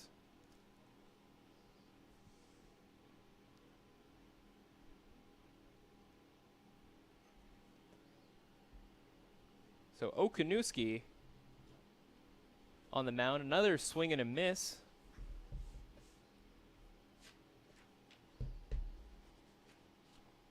So 0-2 count. Kanuski trying to put away Sam Bradford. Thomas Okanuski going to Grace College, a D1 school, one of the few D1 kids on the team. Graduated recently from Lawrence, Massachusetts. And the pitch will be above the plate, making it a 1-2 count. His favorite MLB team, the New York Mets. He must be a fan of pain. Yeah, I wouldn't want to be a Mets fan. Neither would I as a Yankee fan. This pitch will be swung on, grounded, as Richard Gilboy will make the grab, throw it to Quinn Dillon, and we'll get the out. So we will end the top of the 6th inning with a tie score as a sac fly from Anthony Cooley. We'll make it a tie game as we will head to the bottom of the 6th inning here on the Beach Bugs Network. We'll go back to the top of the order. It'll be Hennessy, Barclay, and Frink. Stay tuned on the Beach Bugs Network.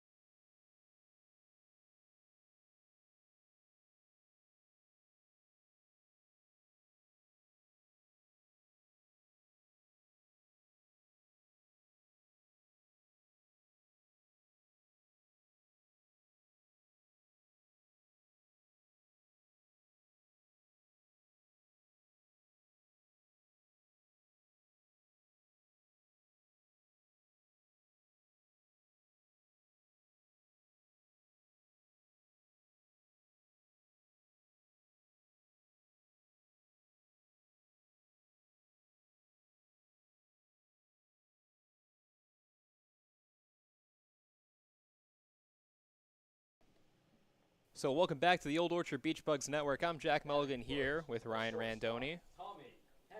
Tommy Hennessy will lead things off in the bottom of the 6th inning, and we have a pitching change. Cash Bazier, who was the center fielder for the majority of this game, is now in to pitch, replacing Andrew Whitman. I believe Whitman is heading to center field. First pitch to Tommy Hennessy will be on the outside, making it a 1-0 count. So Cash Bazier, who in the first game played right field, this game played center field, and is now in this game also moving to pitching. So that ball will be hit foul, a 1-1 count. Yeah, I mean, the amount of pitchers this team has is just absurd. And what's crazy is these pitchers also play 2 positions. So that ball will be a strike. Tommy Hennessy has not been happy with the umpire this game at all. No, he's not. Well, he got that warning earlier because he jumped out of the way of a clearly inside ball that was called a strike. 1-2 count from Hennessy. This Cash Bazier will pitch, and it will bounce off the dirt, making it a 2-2 count. By the way, that ball would have hit Hennessy had he not jumped out of the way.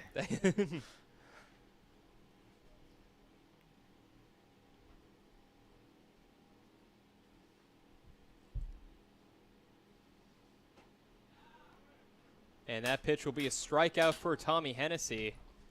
He is not happy. That is his 3rd strikeout of the game. 0 for 4 on the day. So bring up Aiden Barclay. Batting second, the left fielder, Aiden Barclay.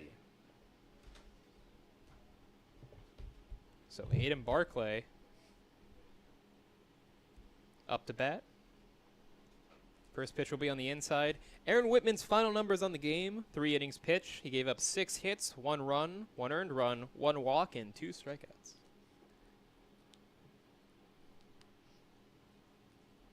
As we have a hit by pitch. Sorry if I'm from Aiden Barclay will get hit by the pitch. Batting as I was third, reading the stats, the right fielder, apologies. Nick Frank. So Aiden Barclay will make his way to first, and Nick Frank be the first one to bat. Will be up to bat now. Runner on first. First pitch, be in for a strike. Nice recovery after hitting Aiden. So Ryan, you got a better view of that hit by pitch. What happened? Looked like it hit him on the back. Just a routine hit by pitch on the back. So second hit pitch of the game. Each team has 1, so it's evened up, to be fair. Next pitch will be the inside for a ball, and that'll be an easy stolen base by Aiden Barclay. He'll take second. So runner now in a scoring position. And Barclay's now tied for first place on the team with stolen bags. Tied second in the league. And that ball will be hit, and it will be ruled foul. It looked like that bounced over the bag and should have been fair, but umpire rules it foul. So a 1-2 count. Runner in a scoring position. Yeah, Barclay's the guy you want here, too, because he has all that speed. Beach Bugs looking to take the lead once again in the bottom of the 6th. Swung on and missed, and that'll be a strikeout for Nick Frank. So 2 strikeouts this inning, 2 outs, and that'll bring up Richard Gilboy, the 3rd baseman. Batting fourth, the 3rd baseman, Richard Gilboy. So ironically enough, the crowd here seems very pro Augusta, despite it being about an hour and a half to 2 hour drive. So that first pitch will be hit grounded, and that'll be a quick play from K2 Zach Jalbert, and that'll end the inning, leaving a runner once again stranded on second. I feel like a broken clock now, as the game will remain tied as we head to the top of the 7th here on the Old Orchard Beach Bugs Network.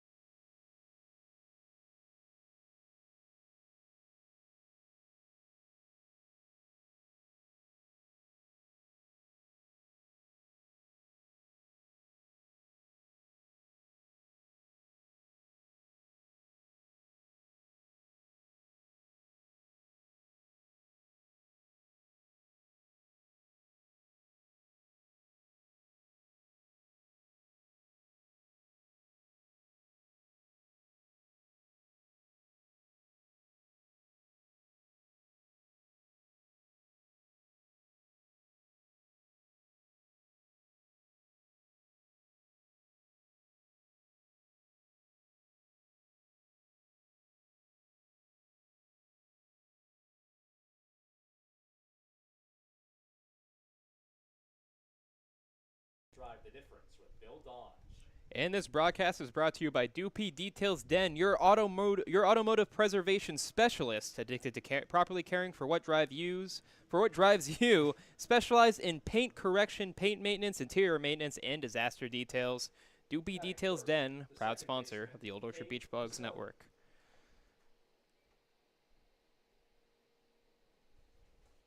So Cade Maselli will start things off in the top of the 7th inning. Augusta has never had the lead in this game, but they were able to tie things up against the Beach Bugs.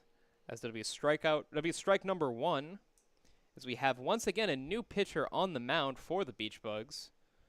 Number 15, Mason Ryan. That pitch will be low, 1-1 count. So Kanuski will end his pitching reign fairly quickly. That pitch will be high, ball 2 balls.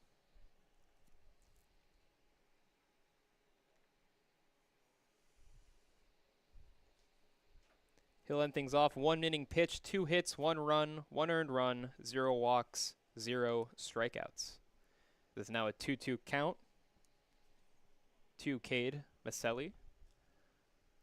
Mason Ryan on the mound delivers, and will be hit right back to Mason Ryan, and he'll make a quick dive to Quinn Dillon. Be a 1-3 to get Cade out, as it'll bring up Trent Druin. Batting second, the shortstop, Trent Druin. So Trent Druin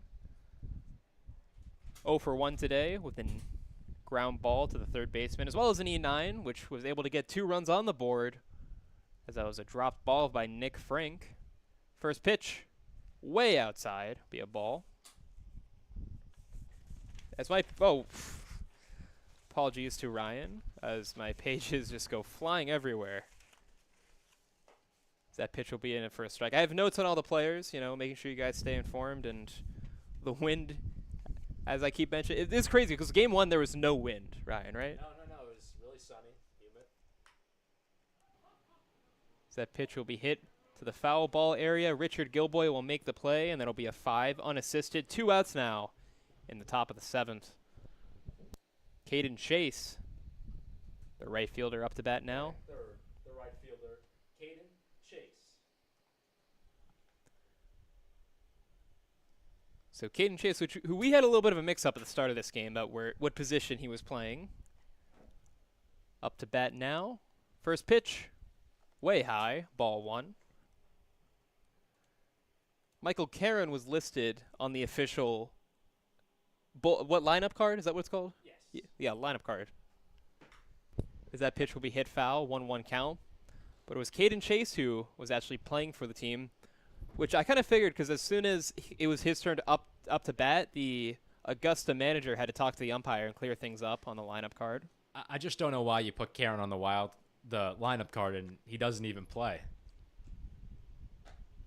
That pitch will be inside, 2-1. As we were talking about, that lineup card on both sides, I think, was a little bit rushed. Yeah. Did not prepare. We didn't get the lineup card until after the first inning started, and had a few minor mistakes on it, but we cleared things out as the broadcast went on. 3-1 count. So this game feels like a game that the Beach Bugs should be completely destroying, but they have just been leaving so many runners on base.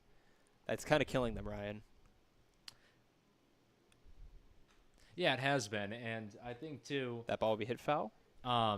It's good to get these kinks out before the postseason starts. So it's a good lesson to learn going into the postseason on what you need to improve on. Yeah, the Beach Bugs have 11 runners left on base in this 3-3 tie game. Full count, swung on, and will be a grounder to Tommy Hennessy, but it gets past Hennessy, and that ball will head to center field for Caleb Constance, and the runner will get on first base.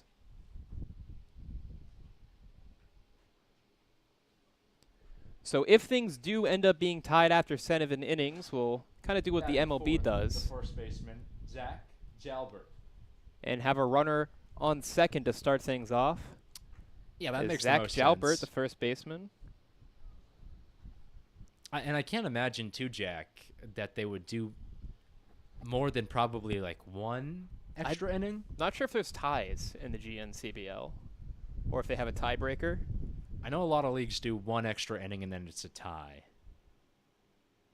First pitch will make it into the zone. I know some leagues around this area, I won't name which ones, they have a home run contest after 2 innings if it's still tied. It's like a shootout, kind of in hockey. Yeah, that's what it's akin to. 0-1 count.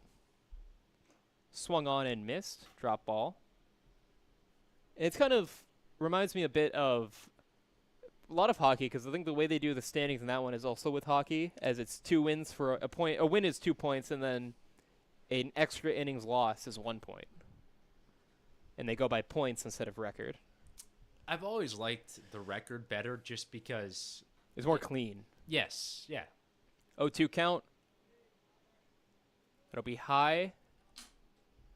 And Furman was checking with the second base umpire if it was a swing or not. He says no. The count will move to 1-2. Doesn't have the best angle. He's directly in front, so I don't know if he had that much of a better angle than the umpire on whether or not he swung. 1-2 count. Swing on, but we'll go foul, and we'll go again. It also, prioritizes, or it takes into account losses. If there's a difference in games played. Which, some would argue, all the games played should be equal, but that is important. Losses should have an impact. So 1-2 count to Zach Jalbert, excuse me. And that'll be strike 3 to end the inning. So we'll be heading to the bottom of the 7th in a tied game. It'll be Dylan Furman, Quinn Dillon, and Regan Thomas. We'll see if they can get the Beach Bugs a walk-off win. Stay tuned here on the Beach Bugs Network.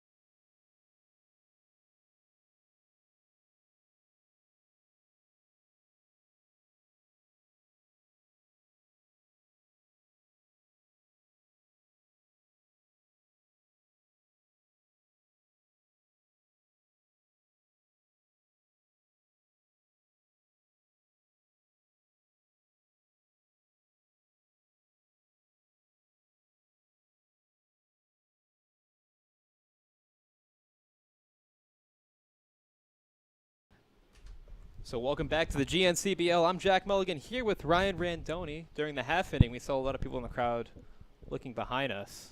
And there was a monster behind us, Jack. That first pitch will be swung on foul, go out of the stadium. Or not. I thought that was going to go out of the stadium, but hits the fence. Stays inside. Dylan Furman, who's 3 for 3 today, with 3 RBIs, up to bat now, the lead off. That pitch will go foul, an 0-2 count. What kind of monster were you seeing, Ryan? It's a big cloud. Very dark, too. Yeah, Didn't there look is friendly. expected thunderstorms at 5 o'clock. Game should not go on for another 2 hours, so I think we'll be okay. 0-2 count. Swung on and missed. Dylan Furman will strike out. So 1 out now. In the top of the 7th. Still a tie game. Quinn Dillon up to bat now. The first baseman, Quinn Dillon. Quinn Dillon, 1 for 3.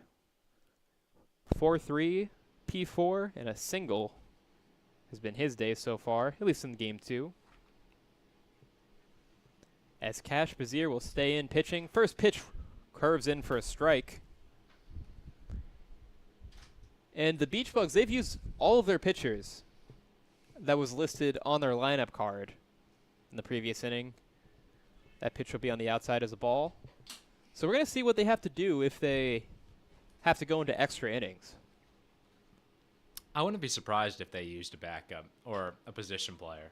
And that ball will be hit high and will drop into no man's land for a single. So Quinn Dillon will make his way to first base as the scoring run, the walk-off run, as Regan Thomas, the DH, will take the bat.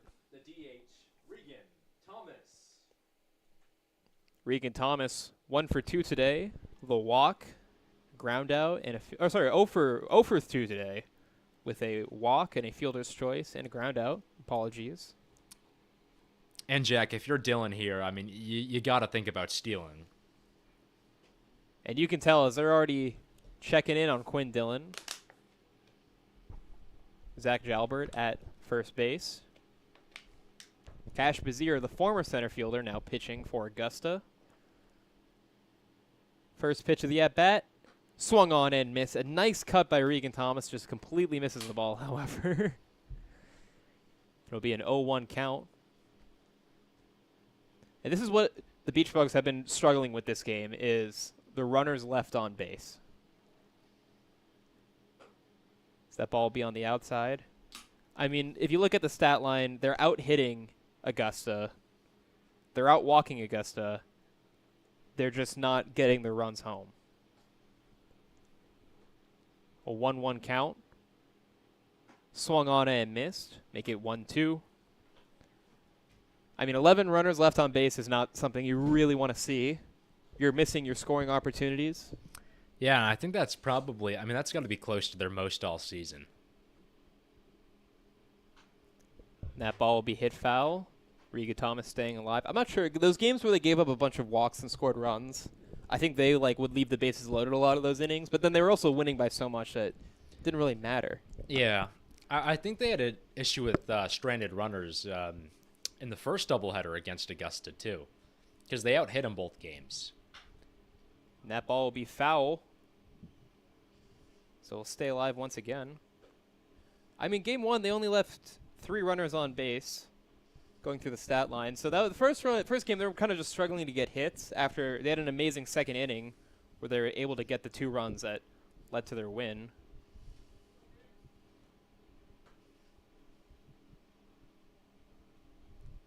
So 1-2 count to Regan Thomas. As Cash Bazier will step off the plate. That'll, I think, his last legal step off.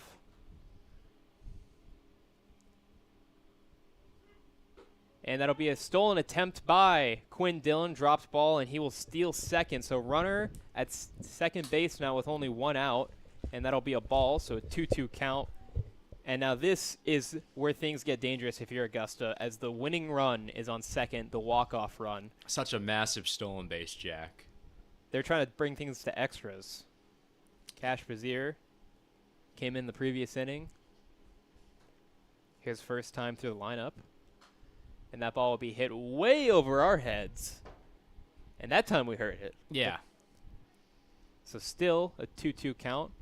This is going to be pitch number 9 of the at-bat, though. Regan doing a good job hitting the fouls. Yeah, and that's what you like to see in this situation, because Bazier's not a guy who pitches a ton. I mean, he's a position player. So the longer Thomas extends this at-bat, the quicker Bazier is going to get tired. And that pitch will be counted as a strike 3. Regan Thomas thought it was on the outside. Umpire looked back at him. I think he was not happy with how vocal the Beach Bugs have been this game so far. Batting fourth, the second baseman, Nick Brindle. And that is a huge second out by Cash Bazier, as now you're just 1 out away of taking this game into the extra innings, into the 8th. That ball will be hit. Oh, but will be dropped by Cade. He's going to make the throw to first, and it will be safe. So runners will advance to first and second. That was a hard hit ground ball. That's just a great hit by Brindle. So now runners in first and third And kind of a little bit of a base running mistake by Quinn Dillon. I think if he would have just kept running and he could have easily gotten home, and they could have won the game off of that right there. Batting fourth or fifth, the center fielder, Caleb Constance. So Caleb Constance now up. He's 1 for 3 in today's game. Do you think, because I think if Quinn Dillon could have ran, he could have easily gotten home. He had a good draw off the bag. That's what I will say. I mean, he was pretty far off the bag. That first pitch will be a ball. The issue was he wasn't running. He was pretty much put still. Yeah, when that hit happened. I'm not sure what he was thinking because there's 2 outs. If he would have just ran home, that would have been game over off the play. And after a ball bouncing in the dirt and a lot of yelling, I think from Augusta's manager, he's having a discussion right now with Cash Bazier. I think they want to calm things down. Could have gotten out of the inning with that grounded ball to Cade, but it was a really hard ground ball hit. It was ruled a hit, but he did drop the ball and a little bit of a fumble, and that allowed the runner to get to first and keep this game going. And then immediately afterwards, a ball in the dirt. I think he wants to talk to his players, keep everyone calm. 1-0 count to Caleb Constance. The pressure is on. And Jack, you look at the stands. Almost all the fans, or a good amount of the fans, are looking back at those rain clouds now. A lot of them, if they're from Augusta, that's what they're going to have to drive through. This pitch will be high, 2-0 count. It is coming in north. Luckily, I'm driving south after this game, so I'll be Same avoiding here. it. We got a fan taking a picture of the clouds. It's amazing because on the camera, you can see it looks beautiful, but right behind the camera, it is dark. So that pitch will be in for a strike, a 2-1 count. Can Caleb Constance win it for the Beach Bugs? Swung on and missed. 2-2. Bottom of the 7th. Runners on first and third. You only need the one on third to score. The pressure is on. I'm surprised Nick Brindle hasn't tried to steal and take out the force play at second. Swung on and missed, foul. Oh my God, Tommy Hennessy. An amazing heads-up play, dodging that foul ball. Almost hit him right in the leg. But Ryan, I think if you're Nick Brindle, you might as well try to steal second and take out that force play. And I agree, and it's a chance for a distraction, too. 2-2 count. That ball will be high. It is now a full count to Caleb Constance. He's batting in the 9 hole, both games 1 and 2. Can Cash Bazier put him away and bring this game into extra innings? 3-2 count. Here's the pitch. Swung on and missed. That'll be a strikeout. And once again, runners left on base for the Beach Bugs. The crowd is cheering. There are definitely a lot of Augusta fans here tonight as we are going to go into extra innings. It'll be the top of the 8th coming up next. And with the top of the inning, runners will be on second base.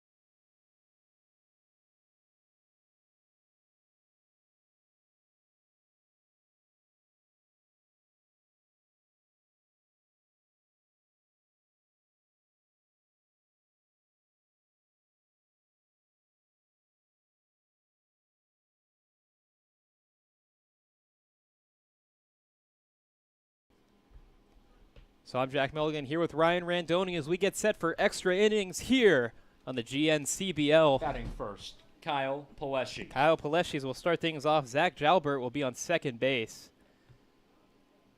And as you can see, it has gotten very dark within this half inning. And this will be a bunt play. Oh, but a dropped ball. And an overthrow! An overthrow to first base, and that'll be a scored run for the Surgin Sturgeon. For the Surgin Sturgeon, and it'll now be a 4-3 game. This is the first time Augusta has had the lead in either of the doubleheaders. And runner will now still be on second, no outs. So an E1 second, Logan DeRochers. now puts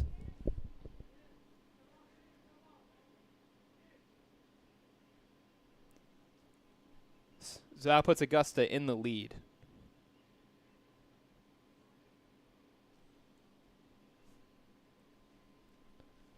So a 4-3 game now. First swing is high and a ball. And Ryan, look at the sky right now. It was beautiful a moment ago, and you can literally see in real time the gray sky is just slowly coming in. Yeah, they are. It's even uglier behind us. It is very ugly behind us. That pitch will be in for a strike. Hopefully the game does not go on long enough that we see that. It is thunderstorms scheduled at 5. I've been saying it all game, and I feel like no one listening would believe me, but I think now you see the sky and Yeah, no, it's pretty bad. that pitch is high. It'll be a 2-1 count. Considering how this day started, it is absurd. It looks like this right now. Yeah, it was blisteringly hot at the start of the day. As we're back to the top of the order. I'll be on the outside, a 3-1 count. Logan is 0 for 3 today. He is coming in. He did not play game 1. 2 strikeouts and a lineout. Now comes in extra innings. And that pitch will be a walk. So apologies, that ball ran out. I thought they would have said Kyle would be going to second, but he's actually on third. So now be runners on the corner, still no outs. Batting third, Cash Bazier. As Cash Bazier coming up to the plate. Do you think all the pitchers that the Beach Bugs were using is now backfired on them a little bit? I mean, yeah, it was an interesting strategy. I mean, this game does ultimately, because we have a stolen base, and not even an attempt. So Logan will make his way to second base. Now runners on first and second. The good thing, though, Be a 1-0 count. The good thing, though, is regardless, it's unlikely that you're going to be, without a pitcher in the playoffs. That's good. That pitch will be foul. Yeah, that is true. Ultimately, this game doesn't really matter to either team in a GNCBL type sense. Yeah. The Sturgeon have been eliminated after game 1. The Beach Bugs secure the ultimate #1 seed. And you've got your ace, Noah Fitzgerald, who probably will start Tuesday. And the pitch will be in for a strike. And Cash, the pitcher, is having a few words about it. He is not happy about that at all. 1-2 count. There's a bee going crazy in the press box right now. Just looking for cover. Runners on second and third. That ball will be hit foul. Nice attempted play by Beach Bugs manager, but he drops the ball in the dugout. Not that his catch would count, but it would have been nice to see anyway. So a 1-2 count, no outs. Runners on second and third. We're in extra innings here. Augusta took their first lead here in the 8th. And that'll be a nice strike 3 by Mason Ryan. That'll get the first out of the inning. So 1 out, 4-3 runners on second and third. Brady Vincent up to bat now, as he just tosses Cash's bat away.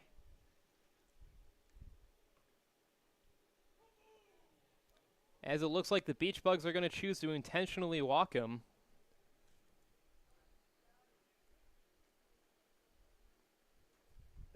So that'll count as a walk on the stat line. And that'll load the bases, giving the Beach Bugs a chance for a double play opportunity. So Anthony Cooley now 1-0 in this game, but with a walk and a hit by pitch. First pitch is low. Interesting strategy by the Beach Bugs. They want that double play opportunity to try to end the inning. Yeah, and it makes sense. And the pitch will be counted as a strike. That was some Tommy Hennessy thing right there. He dived out of the way. That of the ball, was. I and mean, the he was umpire sliding calls it a back. strike. Look, the umpire doesn't want it. So that pitch will be hit high. And we'll go foul into the Beach Bugs bullpen. I was going to say, I don't know if the umpire wants to stay for. No, my guess is he doesn't. I mean, look at the clouds. Yeah, it is. That's scary. It is now all gray. Sunny skies are gone here at the ballpark. And I'm looking north of me. The clouds are there. I'm looking There- south the- of me. The clouds are there. If you look north, the ballpark faces from north to south. But if you look behind the bullpen, which obviously you can't do, but the clouds are a lot darker. So that pitch will be way inside, making it a 2-2 count. Rain isn't expected to start until 5 o'clock, however. Man, Jack, I'm not too sure about that. That's what's scheduled. And That's the an hour and a half away, man. The weatherman is never wrong. So a 2-2 count. Here's the pitch. Swung on grounder, but will bounce foul. And we'll go again. I think we need to check that a second time. You're telling me the weatherman got something wrong? That's impossible. They're always right. That's what they get paid to do, is to tell the weather. Let's check. It appears... While you're checking the weather, It let's watch says in some 1 baseball. minute it's going to start raining. Oh, okay. And here's the pitch. 2-2. Swung on and missed. That'll be a strikeout for Anthony Cooley. So 2 outs now. Bases remain loaded. Sam Bradford, 0 for 3 today. Sam Bradford. So Sam Bradford, who is 0 for 3, is now going to take home plate, trying to extend the lead. And now it's getting brighter. That's crazy. What's going on? It says on my weather report, Jack, that it's supposed to start at 3:31.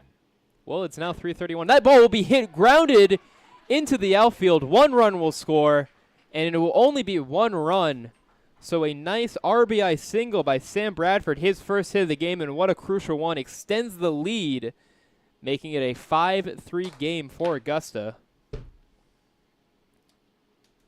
Batting 7th, the second baseman, Cade Maselli. So Cade Maselli up to bat now. He's also 0 for 3. As it's gotten significantly brighter, that first ball will be on the outside.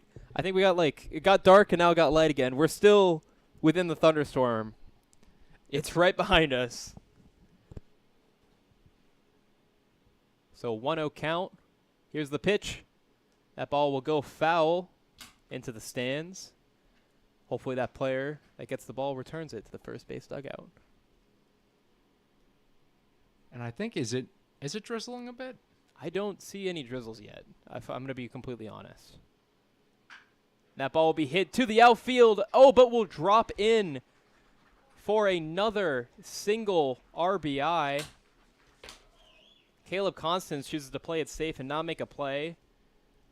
Making sure, because if he makes that play and he drops it, that's multiple runs scored. Instead, it's just another RBI single. And is now a 6-3 game. The shortstop, Trent Druin. So Trent Druin up to that now. I need to stop saying they're 0-3. Because Trent Druin's 0-2, but they're coming up to bat when it matters most.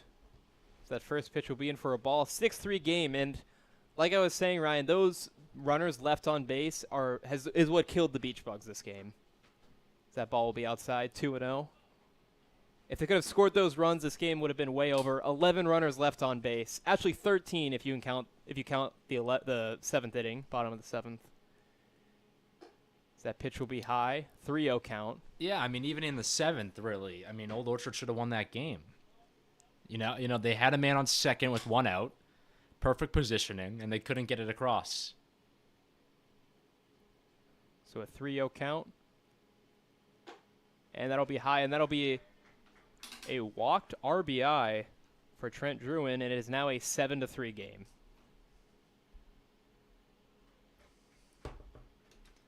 Batting next, the right fielder, Michael Caron.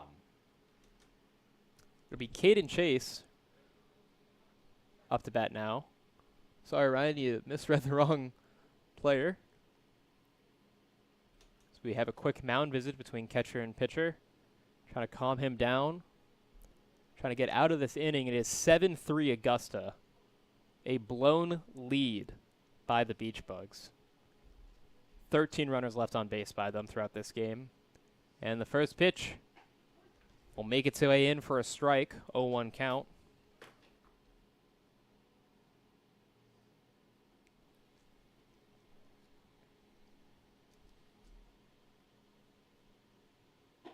Another pitch high.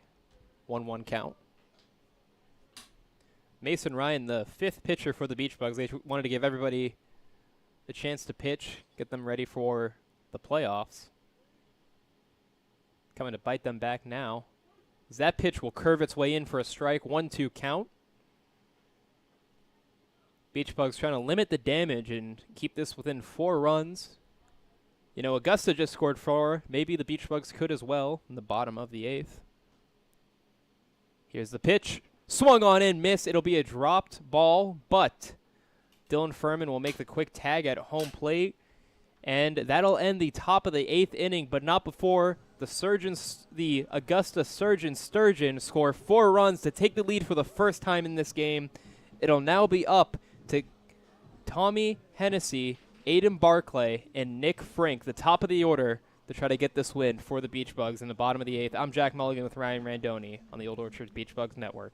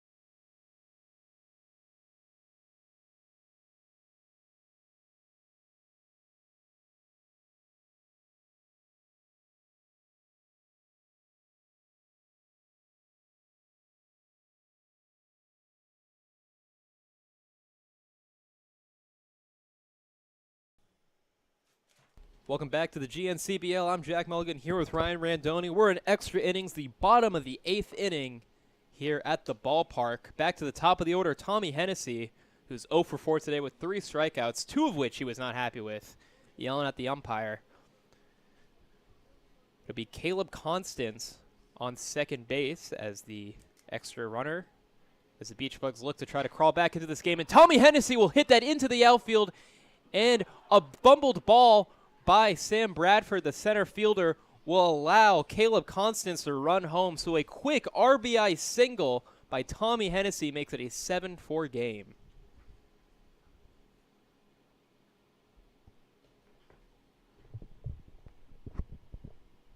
And wow, Jack, it looks like there's going to be a pitching change. Well, Cash that would be his 3rd inning pitch if he were to pitch this entire inning. And it's going to be number 20. So again, we're going to be seeing Brady Vincent, the extra hitter, now coming in to pitch and try to end this game. We'll be right back.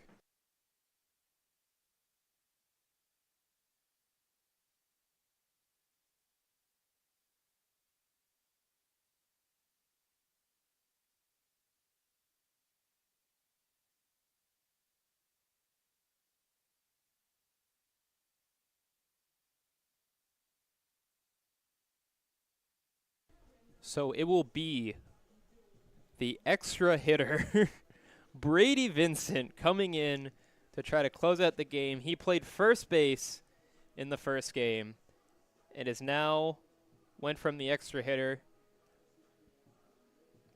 He went 2 for 3 in today's game and is now looking to close things out for the Augusta. A 3-run game, no outs in the extra innings. Skies are dark, getting darker. We got a little bit of a break in the light, but it is staying dark as Brady Vincent will warm up that arm and try to put away the beach bugs. Be Aiden Barclay next, followed by Nick Frank, and then Richard Gilboy to end things off. This has been a very close game so far, a 7-4 score. The Beach Bugs have left 13 runners on base, and that has come back to bite them as they now trail 7-4. Granted, a lot of those runs were scored, 4 of those runs were scored actually in the top of the 8th. Unsure how many, I'm unsure how many extra innings they play here at the GNCBL. I don't even know if they do normally play extra innings. I don't know if we'll get them done because the weather is coming in and it is coming in fast. It is dark behind me. You can kind of see it on the screen. I mean, if you go back just to the 6th inning, it was clear skies, and as soon as the 7th started, it was dark. It's lightened up a little bit with the clouds. Ryan Randoni said it was supposed to rain. The rain has not started yet, as we will get started here at the bottom of the 8th. It'll be Aiden Barclay, the left fielder, batting first. Batting second, the left fielder, Aiden Barclay. Or I should say batting second for this at-bat. Batting first against Brady Vincent.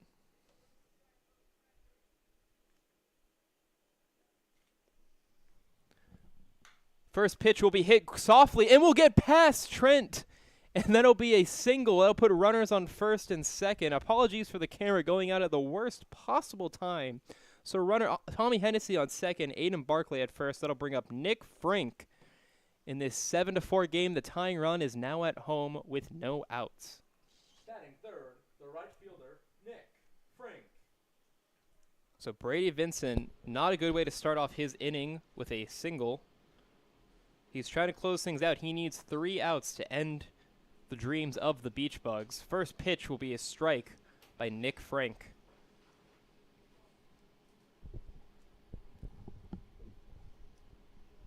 Nick Frank has had 2 home runs here at the ballpark. A home run right here would tie the game, but will be a strike instead. 0-2 count.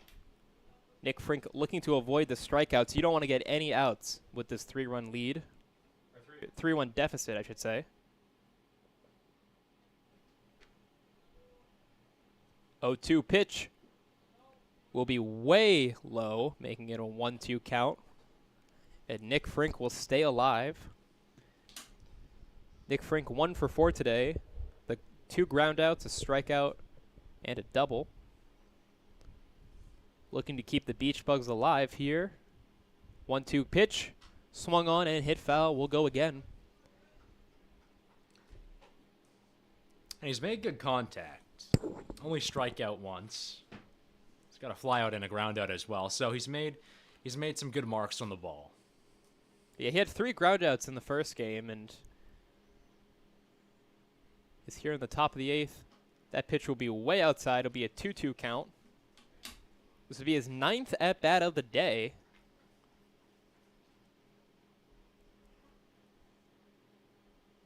Oh, sorry, at-bat number 8, excuse me. He had 3 at-bats in the previous game. This is his 5th. Math was never my forte. So 2-2 count. Brady Vincent, the extra hitter, now coming in to pitch for Augusta. Trying to put out Nick Frank here at the ballpark. The pitch. Swung on in. That will be hit high and deep, but it looks like it'll be a pop fly as Sam Bradford will make the catch and runners will stay. So Nick Frank had some power on it, but not enough. And that'll be the first out for the Beach Bugs. Batting fourth, the third baseman, Richard Gilboy. So Richard Gilboy will now be up to bat. Big Daddy hacks, and that's what he will need right now to keep the Beach Bugs in this game. Doesn't need a home run, but just needs to keep the lineup moving. 1 out here in a 7-4 deficit. And that'll be a ground ball to Cade. That's 1, and That will not be 2. That was a drop ball. I was curious if the umpire was going to say runner's interference to call both batters out, but that'll be a fielder's choice, and that's not what you want to see. I mean, sure, it advances the runner to third, but at the same time, Batting fifth, the catcher, Dylan Furman. At the same time, it still leaves you with no outs left. So 2 outs. Beach Bugs down to their final out. They have Dylan Furman, who in this game has been 3 for 4, a double, 2 singles, and a strikeout. First pitch will be low. He scored 3 of the 4 runs that the Beach Bugs have in this game, all within the regulation, with Tommy Hennessy getting the RBI this inning for the 4th. 7-4 game. Here's the pitch. Will be in for a strike, a 1-1 count. Again, the umpire really favoring the inside. I mean, there's been a lot of close calls, especially on the for inner edge. right-handed pitchers. Especially, I feel like with lefties he calls them balls, but with right-handers he's been calling a lot of strikes. And that'll be grounded, but will be listed. Will be called a foul ball by the umpire. That will save the game, as that probably would have been an out if it was counted as fair. So Dylan Furman, 2 strikes, 1 ball. This could be the final pitch for the Beach Bugs in this game, down 7-4 in the bottom of the 8th. Brady Vincent looking to put them away. He checks first base. He fires, and it will be a foul ball once again. Dylan Furman staying alive. Getting set for the 6th pitch of the at-bat. And again, if you're the Bugs, and likely so, you're not going to win this one. Just getting ready to regroup quickly for Tuesday's game. And here's the pitch. Swung on. It is high, but is not far enough. Trent making his way under the ball and will make the catch to end the game. So the crowd goes wild. There's definitely a lot of Augusta fans, and that'll end it here. So the Beach Bugs winning streak is snapped, and they'll be going into their playoff game with a losing streak, technically, losing of 1. But the Beach Bugs had an amazing second half of the season after they had a little bit of a skirt. This might possibly be the last game for us. We'll see. Well, Hopefully not. We got Hopefully one not. game to call on Tuesday. Yeah, I'm unsure because we get a lot of mixed information. We believe we'll be able to get a call in, hopefully. On Tuesday, yes. On Tuesday. That will not be here at the ballpark, though. That'll actually be in Sebago. Sebago. I don't know what the camera setup's going to be because we've been told it's at the first base line. Well, worst case, we'll do a radio broadcast. Always another option. That is true. So I am Jack Mulligan here with Ryan Randoni. Final score of this game, Augusta Surgin Sturgeon 7, Old Orchard Beach Bugs 4. What killed the Beach Bugs, what I've been talking about this whole game, the runners left on base. Not counting the 8th inning, that was 13 runners left on base. And I think that's what did them in, Ryan. Yeah, it was just the extra stranded runners. And I mean, too, the unorthodox pitching styles they went with today with, getting so many guys in, I think definitely had an effect. Yeah. It wasn't a game, that they were laser focused on, in my opinion, anyway. Yeah, they were definitely focused on just making sure everyone got some innings. They may not for the postseason, and this game ultimately didn't matter towards their standings. So I think the coach understood that when making the lineup. But I think that'll do it for us. I'm Jack Mulligan with Ryan Randoni. We'll hopefully see you on Tuesday. Yeah. We also know what the weather is because it's Maine and the weather's been wild this season. We're hoping for a sunny day. You'll hopefully see us in Augusta. But until then, I'm Jack Mulligan with Ryan Randoni. Thank you for listening on the Old Orchard Beach Bugs Network.